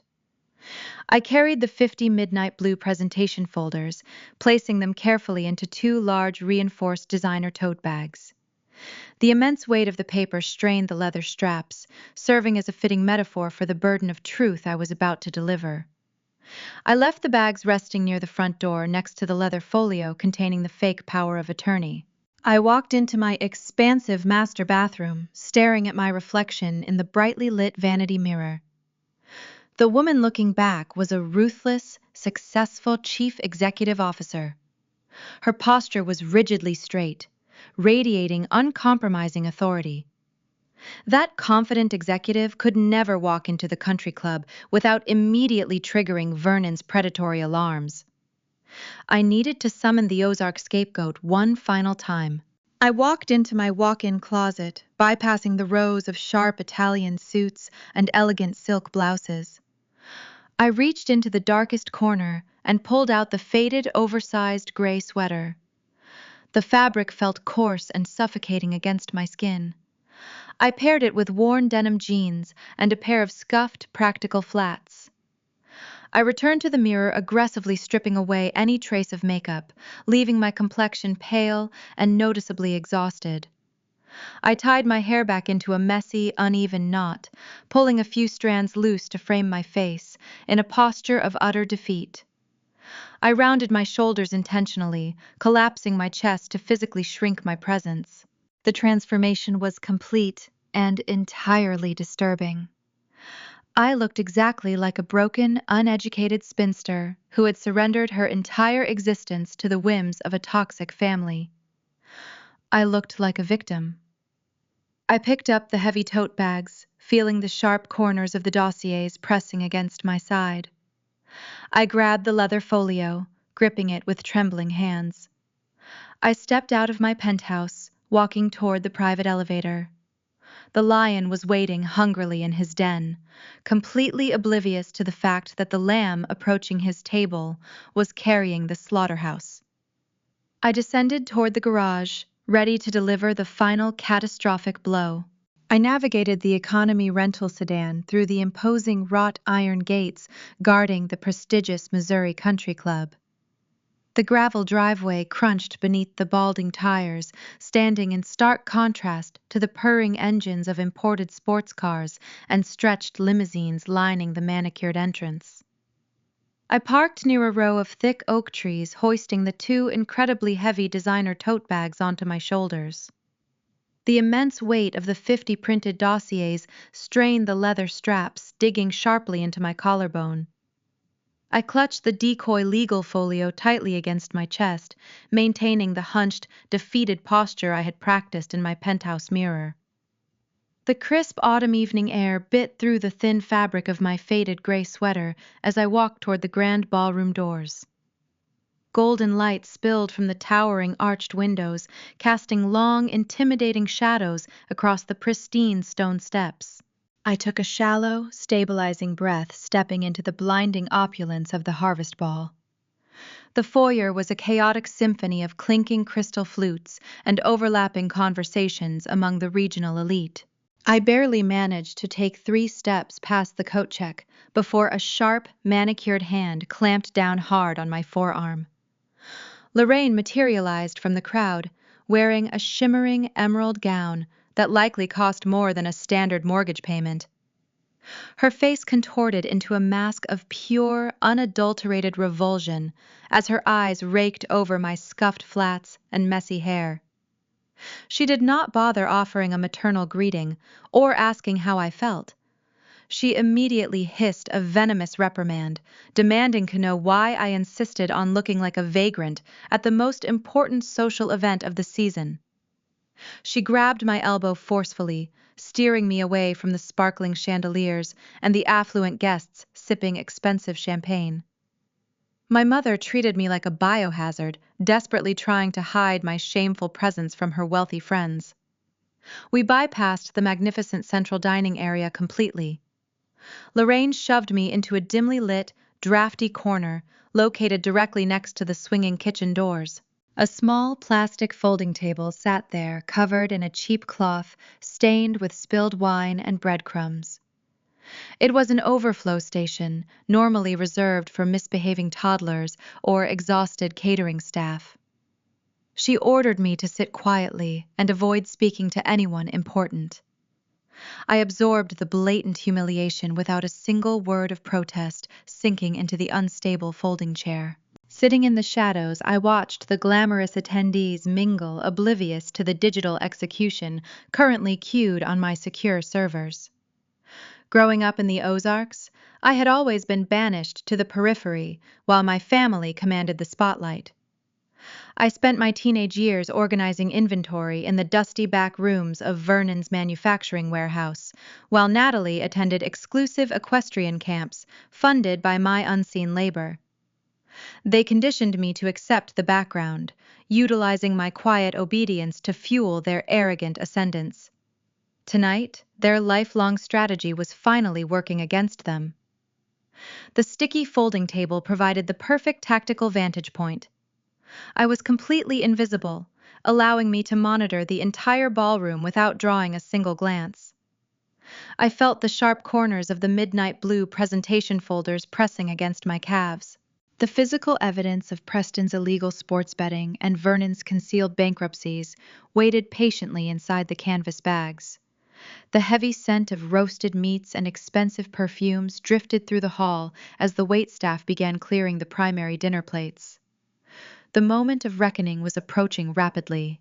A soft chime echoed through the sophisticated acoustic system, bringing the affluent crowd to a hushed expectancy. Vernon climbed the steps to the elevated main stage, projecting the flawless aura of a conquering titan. He smoothed the lapels of his custom-tailored tuxedo, basking in the captive attention of the local politicians and venture capitalists. He gripped the microphone, launching into a grandiose self-congratulatory monologue. He painted himself as the visionary architect of Missouri agriculture, boasting about his unmatched business acumen. He seamlessly pivoted toward Preston, praising his son-in-law as a brilliant technological disruptor, destined to revolutionize farming through artificial intelligence.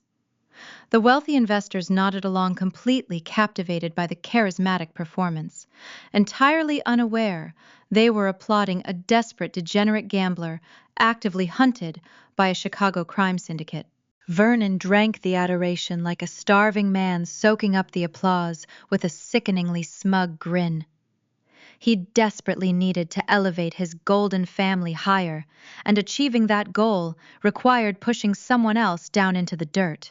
His predatory gaze swept across the glittering room, bypassing the velvet-draped tables until it locked onto my pathetic figure hiding in the drafty corner.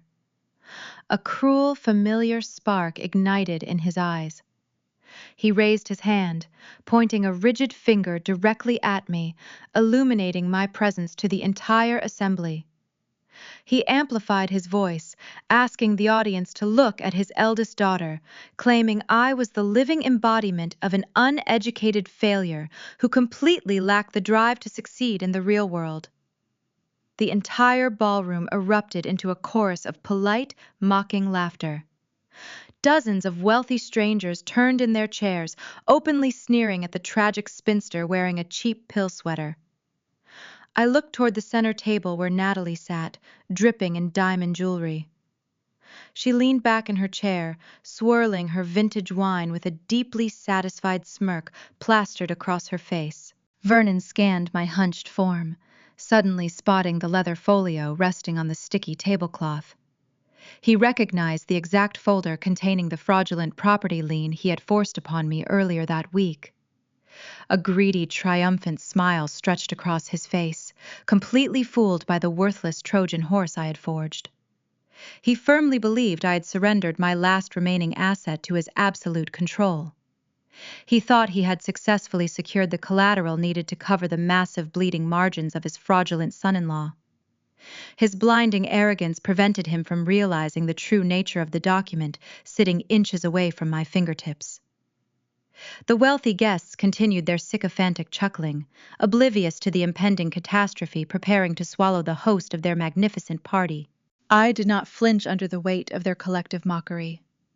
I did not shed a single tear or shrink back into the shadows. I simply shifted my wrists slightly, letting my frayed sleeve slide back to reveal my minimalist digital watch. The glowing display read exactly 7:59 in the evening. The seconds ticked away in absolute silence. The automated dead man switch housed on my downtown penthouse server was already initiating the final launch sequence. The inescapable digital guillotine was hovering millimeters above their necks. The unchallengeable property eviction notices, the emergency banking injunctions, and the federal fraud tips were actively deploying across state and federal networks. The countdown was merely seconds away from absolute zero. The digital numbers on my minimalist watch shifted from 7:59 to exactly 8 in the evening. Deep within the heavily fortified server racks of my downtown St. Louis penthouse, the automated deadman switch executed its final terminal command. The digital payload launched silently through fiber optic cables, carrying the absolute destruction of my toxic bloodline. I did not need to wait for a confirmation signal or a loading screen. The cold logic of the machines had taken over. I knew the unchallengeable eviction notices were already filing themselves into the county dispatch queues, sealing their fate. I knew the emergency banking injunctions were slamming violently into the mainframes of their prestigious financial institutions. The execution was entirely autonomous, leaving absolutely no room for human error, hesitation, or misplaced mercy. I pushed back the flimsy plastic chair from the sticky overflow table. The metal legs scraped harshly against the polished floor, breaking my solitary silence and signaling the end of my waiting game. I reached down and gripped the thick, reinforced canvas straps of the 2 designer tote bags resting at my feet. They contained the 50 midnight blue dossiers detailing their grotesque domestic and corporate frauds. I hoisted the immense weight onto my shoulders, feeling the sharp corners of the heavy cardstock pressing painfully against my ribs. The physical burden was heavy, but my mind felt lighter than it had in over 3 decades. For my entire life, I had hunched my shoulders and lowered my gaze, playing the pathetic, compliant scapegoat my father demanded. Growing up in the Ozarks, they had tried to crush my spirit, conditioning me to accept the background while they commanded the spotlight. That obedient, terrified daughter died the instant the clock struck 8. I straightened my spine, pulling my shoulders back and lifting my chin. The icy, calculating authority of a successful biotechnology chief executive officer flooded my veins, flushing out decades of conditioned submission. I stepped out of the shadows of the drafty kitchen alcove and walked directly into the blinding golden illumination of the central dining hall. My scuffed flats had been a carefully chosen costume, but I walked with the heavy, measured rhythm of a relentless conqueror. The confident, rhythmic click of my shoes echoed sharply against the imported marble floor, cutting through the noise of the party. The sycophantic laughter that had previously filled the room began to falter, dissolving into confused, worried murmurs. The hired string quartet playing in the corner slowly stopped their bows, dragging discordantly across the strings as they noticed the disruption. Wealthy investors, regional politicians, and local socialites paused their conversations, turning their heads to observe my sudden, bold approach. The atmosphere shifted violently from arrogant celebration to tense, suffocating anticipation. I was no longer a cowering victim, absorbing their mockery from the dark corners of the room. I radiated pure, uncompromising menace, commanding the vast space with a terrifying magnetic presence. Vernon stood at the elevated podium, his arrogant, triumphant smile collapsing into a mask of complete bewilderment. He watched me march straight past the floral centerpieces, bypassing the rows of affluent guests, and stepping directly up to the center of the grand mahogany table. Natalie stared at me with wide, uncomprehending eyes, her diamond jewelry glittering under the chandeliers. Preston shifted uncomfortably in his velvet-upholstered chair, sensing a sudden atmospheric shift he could not quite identify. He adjusted his tailored tuxedo jacket, oblivious to the fact that his illicit double life was about to be exposed. I swung the heavy tote bags off my shoulders and dropped them directly onto the pristine white tablecloth. The massive thud echoed loudly in the vaulted ceiling, rattling the delicate crystal wine glasses and sending a visible tremor through the heavy silver serving platter resting nearby. The sheer physical force of the impact silenced the entire ballroom instantly. Hundreds of guests held their collective breath, staring at the unprecedented scene unfolding before them. Vernon slammed his large fist against the wooden podium, his face flushing a dangerous mottled crimson. The veins in his forehead bulged against his skin. He demanded to know what I was doing, interrupting his highly anticipated keynote speech. He ordered me to take my garbage and leave the premises immediately, threatening to have the private security guards forcibly remove me from the country club. His voice echoed with the desperate bullying tactics he had utilized to control me during my entire childhood.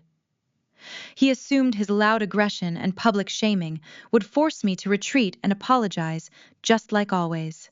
I did not raise my voice to match his screaming. True control never requires shouting or theatrical tantrums.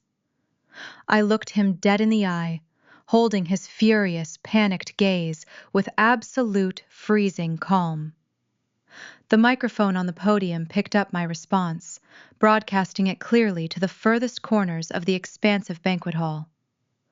I asked him how it feels, knowing this uneducated failure is about to stop paying every single bill for this entire family. A heavy, suffocating silence draped over the room. Not a single person moved or whispered. Then the physical reality of my digital strike arrived with devastating precision. It started as a low, synchronized hum vibrating against the polished wood of the main table. Suddenly, a chaotic symphony of buzzing phones erupted, shattering the quiet tension like a swarm of mechanical locusts. Vernon's mobile device resting near his water glass lit up with frantic flashing notifications. Lorraine's expensive designer clutch began vibrating on her lap. Preston's phone buzzed aggressively inside the breast pocket of his jacket. The timing was flawlessly orchestrated. The banking mainframes had processed the strict legal injunctions generated by my wealth management team. Vernon snatched his device from the table, swiping his thumb frantically across the screen. The bright reflection of the display illuminated his rapidly paling face. A glaring red banner from his primary financial institution flashed aggressively across his screen, indicating his checking and savings accounts were completely frozen solid due to suspected fraud and legal mandates. The numbers showing his supposed wealth were locked away, rendering him instantly impoverished. He could not access a single penny of the funds he routinely flaunted to his peers. Lorraine tore her phone from her purse, letting out a sharp, breathless gasp that bordered on a desperate sob. Her limitless credit lines were suddenly suspended, blocking her platinum cards.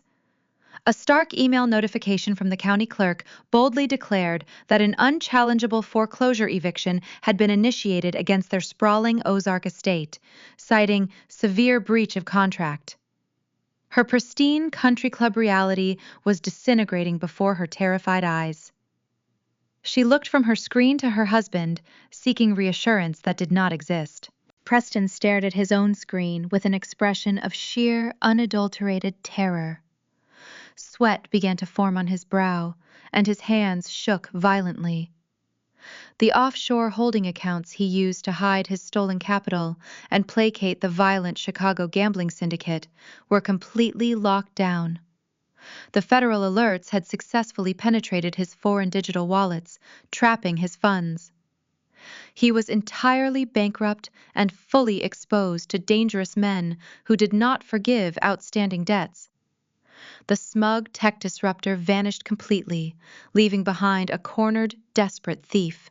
I did not give them a single second to process their sudden, absolute destitution or formulate a cohesive defense. I unzipped the leather folio I had carried into the room. Vernon previously assumed it contained a signed property lien, granting him ownership of my modest decoy apartment. He thought the paperwork was his ticket to covering Preston's massive bleeding margins. Instead, I pulled out a thick stack of verified legal documents printed on heavy premium stock. I tossed the packet directly onto a puddle of spilled wine, staining the mahogany table. I projected my voice, ensuring the wealthy investors hanging on every single word heard the undeniable truth behind the grand illusion. I announced that the documents they were looking at were the authentic physical deeds to the sprawling Ozark estate my parents claimed to own. I revealed that the mysterious private equity firm that had bailed Vernon out of his catastrophic commercial bankruptcy 3 years ago was not a group of visionary investors. I spoke slowly and deliberately, letting the name hang in the air. The firm was Vanguard Horizon, a blind trust limited liability corporation formed entirely to absorb his toxic unpaid debt. I stared directly into my father's horrified, ashen eyes, watching his massive ego shatter into a million irreparable pieces. I informed him that I was the sole proprietor and managing chief executive officer of Vanguard Horizon. For the past 3 years, he had been living on a quiet stipend funded entirely by the daughter he relentlessly mocked and abused. He was not an untouchable agricultural titan securing a legacy for his golden child. He was a pathetic dependent actively trespassing in a house I legally owned.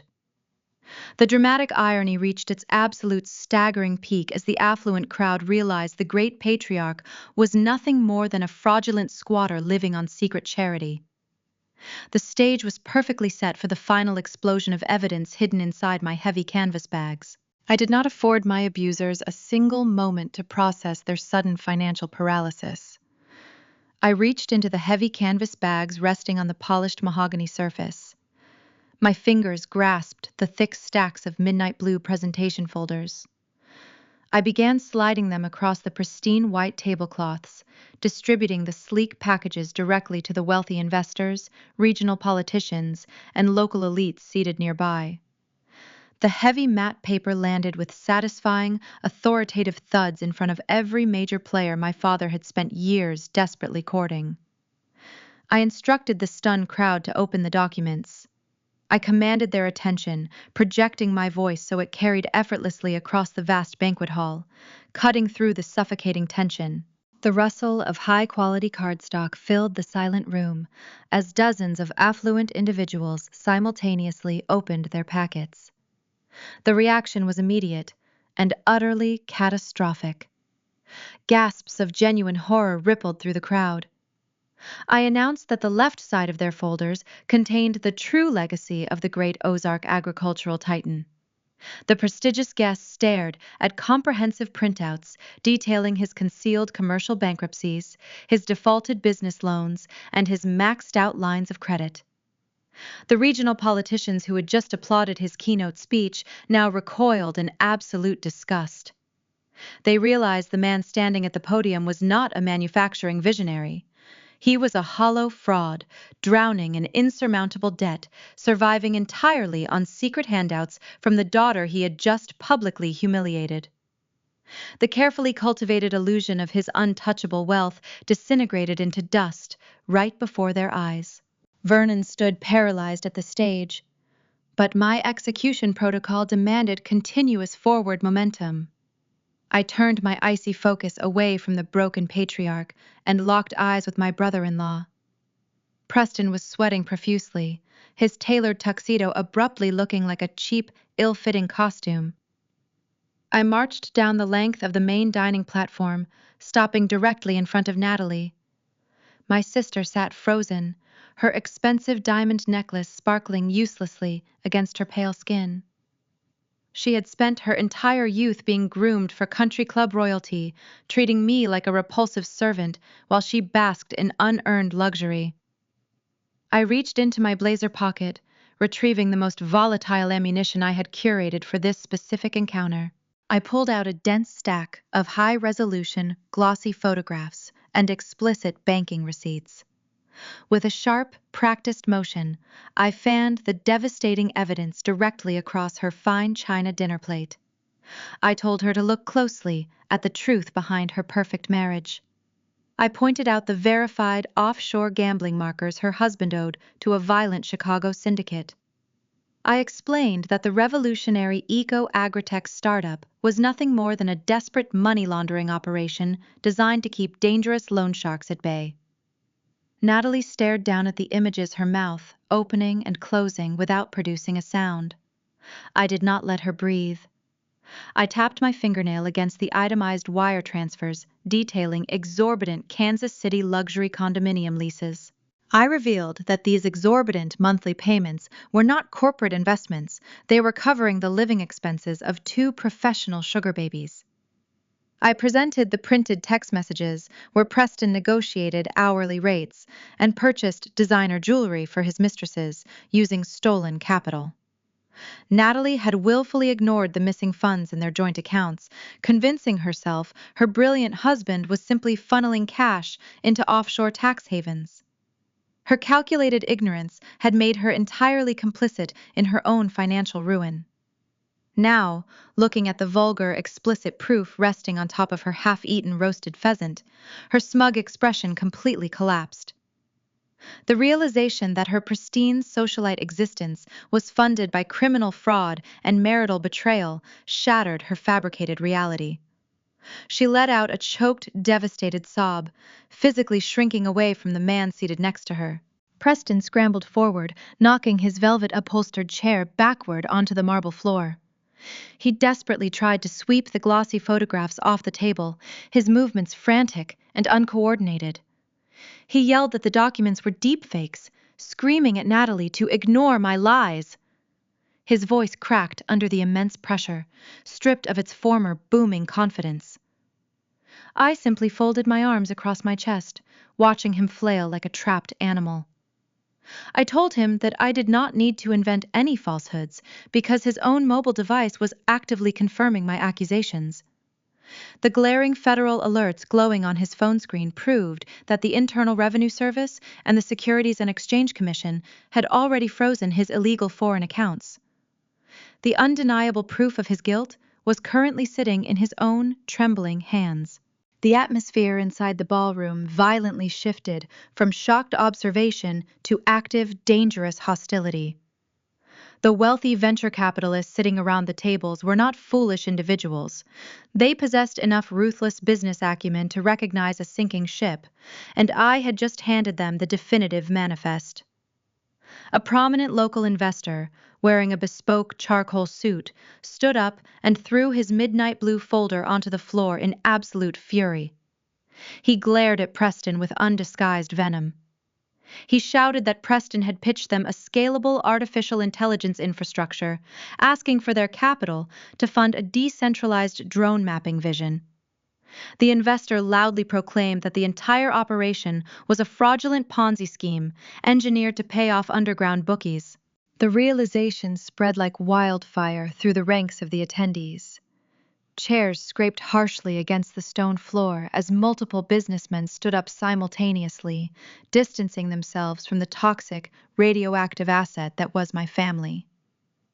The man in the charcoal suit pulled his mobile device from his pocket. He did not bother checking his banking applications. He dialed 3 digits and pressed the phone to his ear, his eyes never leaving Preston's sweaty, terrified face. He spoke clearly and firmly into the receiver, ensuring the entire banquet hall heard his words. He reported a massive ongoing wire fraud operation, demanding law enforcement officers be dispatched to the country club immediately to apprehend a major flight risk. The grand stage had completely collapsed. The perfect high society anniversary dinner was now an active crime scene in waiting. I stood quietly in the center of the carnage, entirely untouched by the panic, the sobbing, and the screaming. I watched with absolute clinical satisfaction as my family saw their fraudulent empire burn to the ground. The police were on their way, and the financial trap was locked securely in place. But cornered criminals rarely surrender without a final, chaotic struggle. Preston, realizing his imaginary digital empire was erased and federal prison was imminent, began wildly scanning the room for an escape route. His desperate eyes darted toward the kitchen service exits, passing over the heavy silver serving platter resting unguarded on the central table. Simultaneously, Vernon began clutching his chest, preparing to launch the most cowardly theatrical maneuver of his entire pathetic life. The ultimate physical confrontation was rapidly approaching. The atmosphere inside the banquet hall deteriorated into absolute pandemonium. The venture capitalists and regional politicians who had previously applauded my father's keynote speech were now actively coordinating with federal dispatchers. The stark reality of the situation finally penetrated Preston's manicured facade. The offshore accounts he relied upon to satisfy the violent Chicago gambling syndicate were completely frozen by the Securities and Exchange Commission. He possessed zero liquid capital, and federal wire fraud charges carry mandatory prison sentences. His carefully constructed identity as a visionary technological disruptor evaporated, leaving behind a terrified, cornered criminal desperate for immediate survival. Cornered criminals do not think rationally. They regress to primal, erratic instincts. Preston realized his digital empire was gone, so he frantically sought physical assets. His manic eyes darted wildly across the chaotic dining platform, landing directly on the massive, heavy silver serving platter resting in the center of the table. The catering blueprint I had reviewed earlier confirmed the immense monetary value of that solid metal tray. It was a highly lucrative, untraceable item. Preston lunged forward, knocking over crystal wine glasses and porcelain plates. He grabbed the heavy silver platter, tucking it awkwardly under his arm, ruining the fabric of his custom-tailored tuxedo. He then began violently grabbing expensive silver forks and serving spoons from the adjacent place settings, stuffing the cutlery directly into his trousers. The sight of a supposed corporate genius frantically stealing soup spoons was profoundly pathetic. He abandoned his weeping wife without a single backward glance, sprinting desperately toward the swinging kitchen doors, attempting to reach the service exit before the authorities arrived. He never made it past the threshold. I had anticipated his cowardly flight path hours ago. My private security detail, led by a massive tactical operative named Vaughn, stepped out from the shadows of the alcove blocking the exit entirely. Vaughn did not draw a weapon or raise his voice. He simply clotheslined the fleeing groom with devastating physical precision. Preston crashed hard onto the polished marble floor. The stolen silver platter clattered loudly, sliding across the room, while stolen spoons spilled out of his pockets. Vaughn effortlessly pinned the thrashing criminal to the ground, securing his wrists with heavy industrial zip ties, ensuring the groom would remain perfectly stationary until the federal agents arrived to collect their prize. The resounding crash of the silver platter and the sight of Preston being physically subdued sent a shockwave of renewed panic through the remaining family members. Vernon stood near the podium, watching his fraudulent legacy disintegrate in real time. The wealthy investors were sneering at him, treating him like a contagious disease. He realized his secret bankruptcies were exposed, and his unchallengeable eviction was already processed. He possessed no money, no home, and no remaining social capital. Facing the total annihilation of his ego, my father resorted to the most cowardly, manipulative tactic in his extensive arsenal. If he could not bully his way out of the consequences, he would weaponize pity. Vernon suddenly clutched his chest, his face contorting into a theatrical mask of sudden, agonizing pain. He let out a loud, dramatic wheeze, knocking over the wooden podium as he collapsed heavily onto the floor. He writhed against the expensive imported rugs, grasping the fabric of his shirt and gasping desperately for air. He screamed that his heart was failing, begging the furious investors to call an ambulance immediately. It was a calculated, desperate performance designed to halt the momentum of his public execution.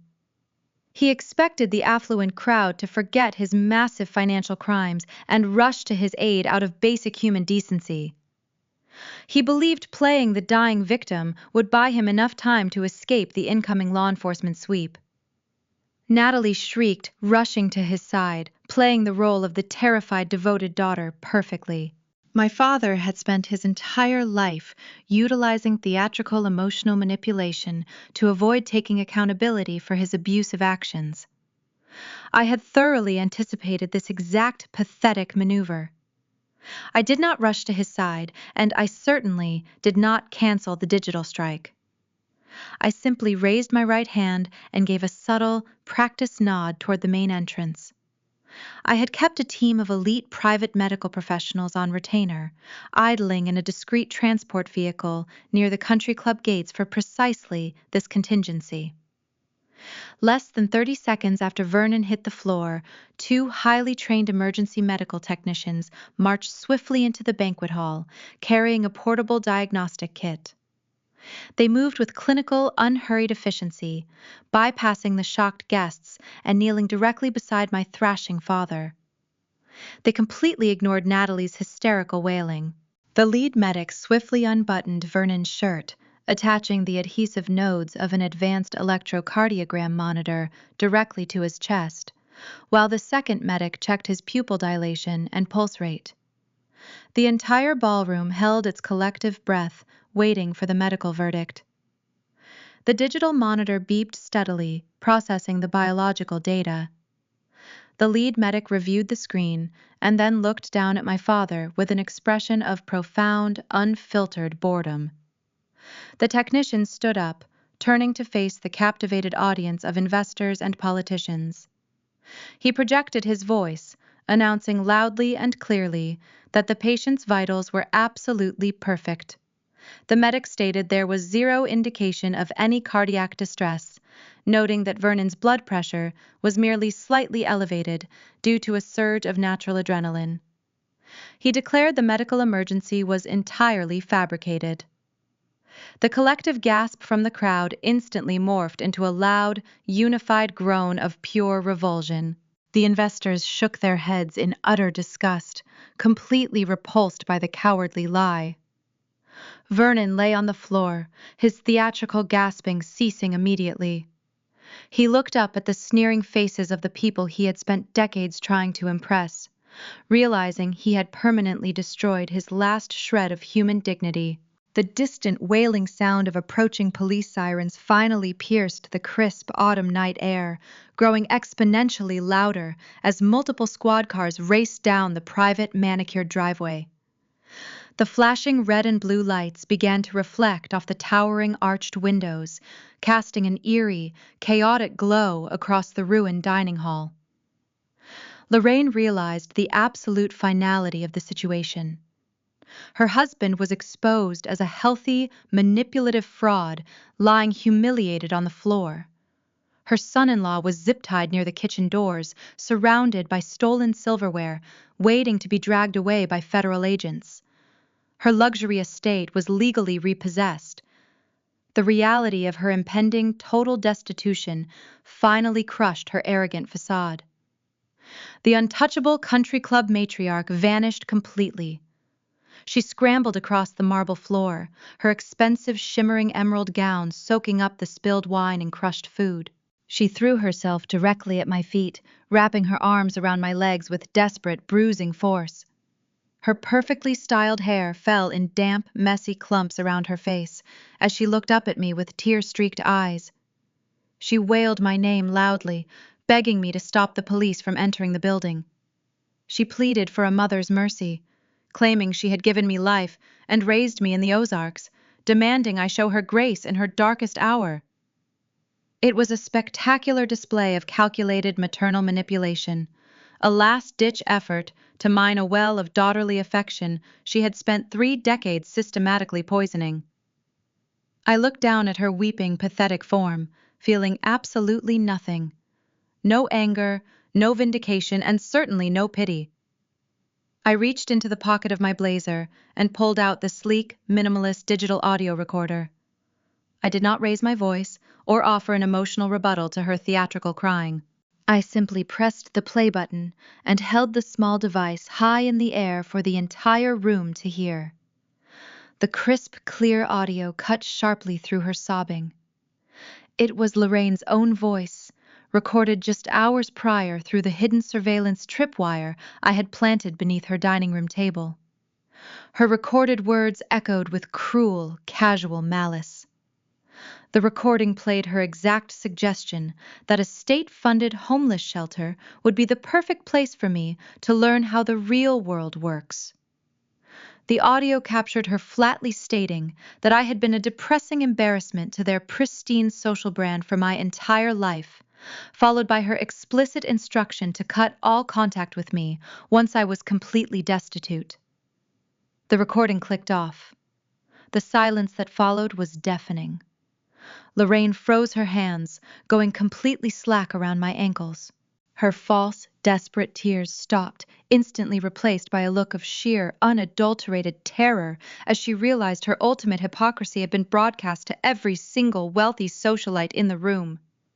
The guests stared at her with open disgust, horrified by the sheer venom a mother could harbor against her own child. I physically shook my legs, stepping backward and dislodging her weak grip. I told her she did not possess a mother's grace to give, and consequently, she had absolutely none to receive. She slumped onto the wet marble, a broken, defeated shadow. The heavy oak doors of the country club banquet hall burst open with violent, sudden force. Federal agents wearing dark, tactical windbreakers flooded the grand foyer, moving with terrifying coordinated precision. The flashing red and blue lights from their idling pursuit vehicles illuminated their silver badges, casting a harsh, chaotic strobe effect across the imported marble floors. They completely bypassed the stunned, wealthy socialites, marching directly toward the kitchen alcove where my private security operative had subdued the fleeing groom.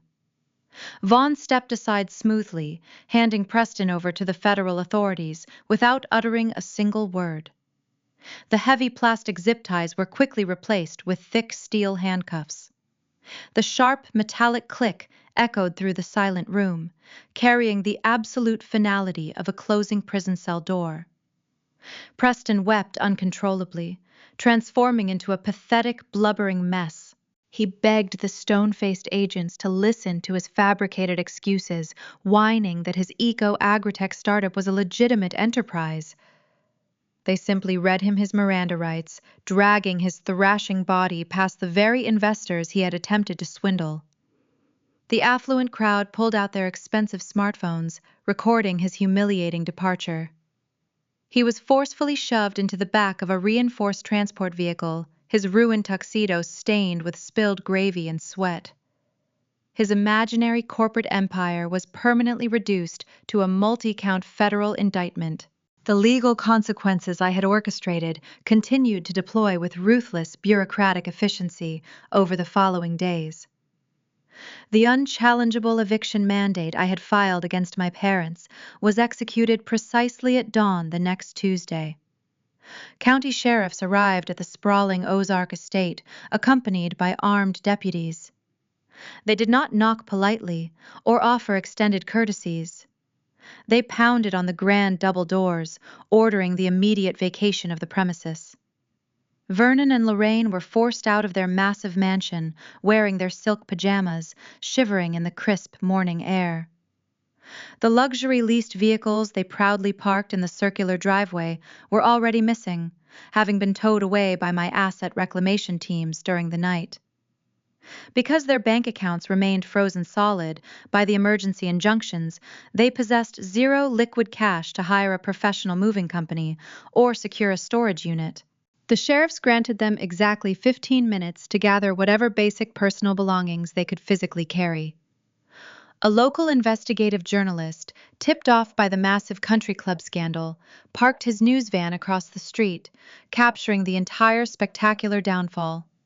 By noon, a high-resolution photograph was circulating virally across every regional media platform. The image depicted the once arrogant agricultural manufacturing titan trudging through the damp morning grass. He was carrying his custom-tailored suits stuffed inside black plastic trash bags, loading them into the trunk of a battered taxicab bound for a dilapidated highway motel on the outskirts of town. The visual of his ultimate public humiliation was permanently etched into the cultural memory of the local elite. Natalie experienced an equally devastating descent into the gritty reality she had always vehemently despised. Her joint checking accounts remained frozen indefinitely by federal regulators pending the extensive criminal investigation into her husband's international wire fraud operations. Her diamond jewelry, her designer handbags, and her imported luxury goods were swiftly seized by government authorities as evidence of illicitly gained assets. Completely cut off from her unearned wealth and entirely abandoned by her disgraced, impoverished parents, she had absolutely no marketable skills or educational degrees to rely upon for survival. She was forced to confront the harsh, working-class environment she had spent her entire youth mocking. Less than a month after the Harvest Ball disaster, a former country club rival posted a candid photograph online. The viral image showed my golden sister standing behind the cash register of a discount retail clothing store inside a dying suburban strip mall. She wore a hideous, scratchy polyester uniform, her face set in a permanent scowl of exhausted, defeated misery, while folding cheap synthetic sweaters for minimum wage. Her feet ached from standing on hard linoleum floors for grueling 8-hour shifts, dealing with rude customers and demanding managers. The pampered princess of the Ozarks was finally experiencing the punishing, unglamorous labor she genuinely believed was only meant for invisible peasants. I did not watch these catastrophic events unfold with manic glee or unhinged celebration. I observed the resulting devastation with the cold, clinical satisfaction of a chief executive officer reviewing a successfully executed quarterly strategy. The toxic cancer had been surgically removed from my life, and the deep psychological wound was finally beginning to heal properly. I stood inside my sprawling downtown St. Louis penthouse, breathing in the pristine, undisturbed silence of my sanctuary. The air felt incredibly light, completely devoid of the suffocating, oppressive expectations that had choked my potential for 3 decades. The towering floor-to-ceiling windows offered an unobstructed panoramic view of the bustling modern city below, serving as a stark contrast to the rural isolation of my youth. The morning sun breached the horizon, casting a warm, golden glow across the polished concrete floors and the sleek glass surfaces of my command station. I walked over to the massive dining table where the midnight blue presentation folders had rested just a few nights prior. My old smartphone sat on the smooth surface. The device had remained completely silent since the country club implosion. I had instructed my senior legal team to issue strict, ironclad cease and desist orders, preventing any of my former relatives from attempting to contact me through intermediary channels or unexpected visits. Still, the physical device represented the final, lingering tether to a painful history I had systematically incinerated. I picked up the phone, popping the side tray open with a specialized metal pin. I extracted the tiny digital subscriber identity module card. I held the small plastic square between my thumb and forefinger, feeling the fragile weight of my former identity resting in my palm. With a sharp, decisive motion, I bent the card backward until it snapped cleanly in half. The sharp cracking sound was profoundly satisfying, acting as a physical punctuation mark, ending the darkest chapter of my life. I dropped the broken plastic fragments directly into the stainless steel trash receptacle, permanently erasing the obedient Ozark scapegoat from existence. I retrieved a fresh encrypted card, sliding it into a newly configured mobile device, watching the secure network bars illuminate the brilliant screen. I walked into my minimalist kitchen, pouring a steaming cup of freshly brewed dark roast coffee. The rich, earthy aroma grounded me entirely in the present moment. I returned to the expansive windows, leaning against the heavy glass frame and taking a slow, deep sip of the bitter liquid. I watched the city awaken completely untouched by the carnage I had left behind in the distant hills. My family had demanded a submissive victim, expecting me to quietly surrender my hard-earned wealth to sustain their opulent, fraudulent facade. Instead, I had armed a digital guillotine and let the blade fall precisely on schedule. I had burned their abusive kingdom to the absolute ground, using nothing but the undeniable truth, and from those smoldering ashes, I had built my own unshakable foundation. I was entirely secure, deeply peaceful, and utterly in control of my own empire. We are raised on a very specific, deeply ingrained myth within American culture, the postcard perfect traditional family. We imagine Sunday dinners, shared values, and a protective roof built on unconditional love and mutual respect. But what happens when that roof is constructed entirely out of glass and the people living inside are obsessed with throwing stones? The saga of Gwen Coke is not merely a high-stakes, adrenaline-fueled tale of corporate revenge and digital guillotines. It is a profound, devastating autopsy of modern parenting failures. It forces us to peer through the wreckage of the Harvest Ball and ask a terrifying question. Are we raising our children to be honorable people, or are we simply grooming them to be convenient props in our own social performances? Gwen's upbringing in the rural Ozarks serves as a masterclass in the toxic division of parental love. Vernon and Lorraine did not raise siblings.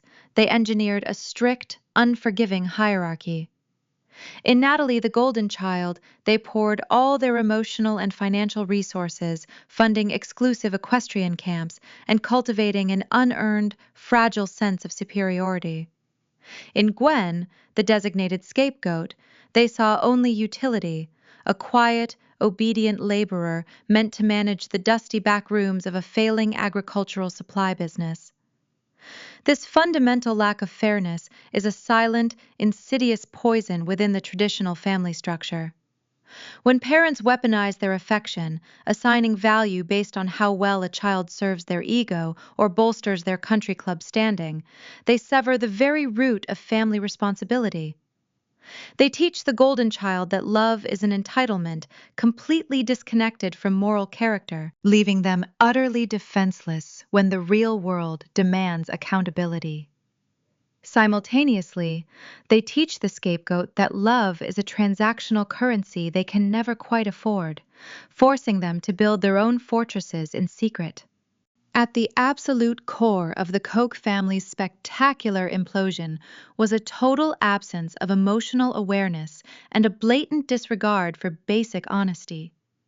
Vernon faked a terminal, non-FDA-approved cardiac condition, exploiting the sacred, primal bond between a father and daughter, just to steal a massive sum of money to fund his son-in-law's criminal Ponzi scheme. Lorraine sat in a drafty dining room and casually plotted to leave her own flesh and blood in a state-funded homeless shelter. These are not merely the isolated actions of greedy individuals. They are the fatal symptoms of a parenting philosophy that prioritizes the appearance of success over the substance of integrity. True long-term guidance requires parents to hold a mirror up to their children, teaching them accountability, resilience, and profound empathy.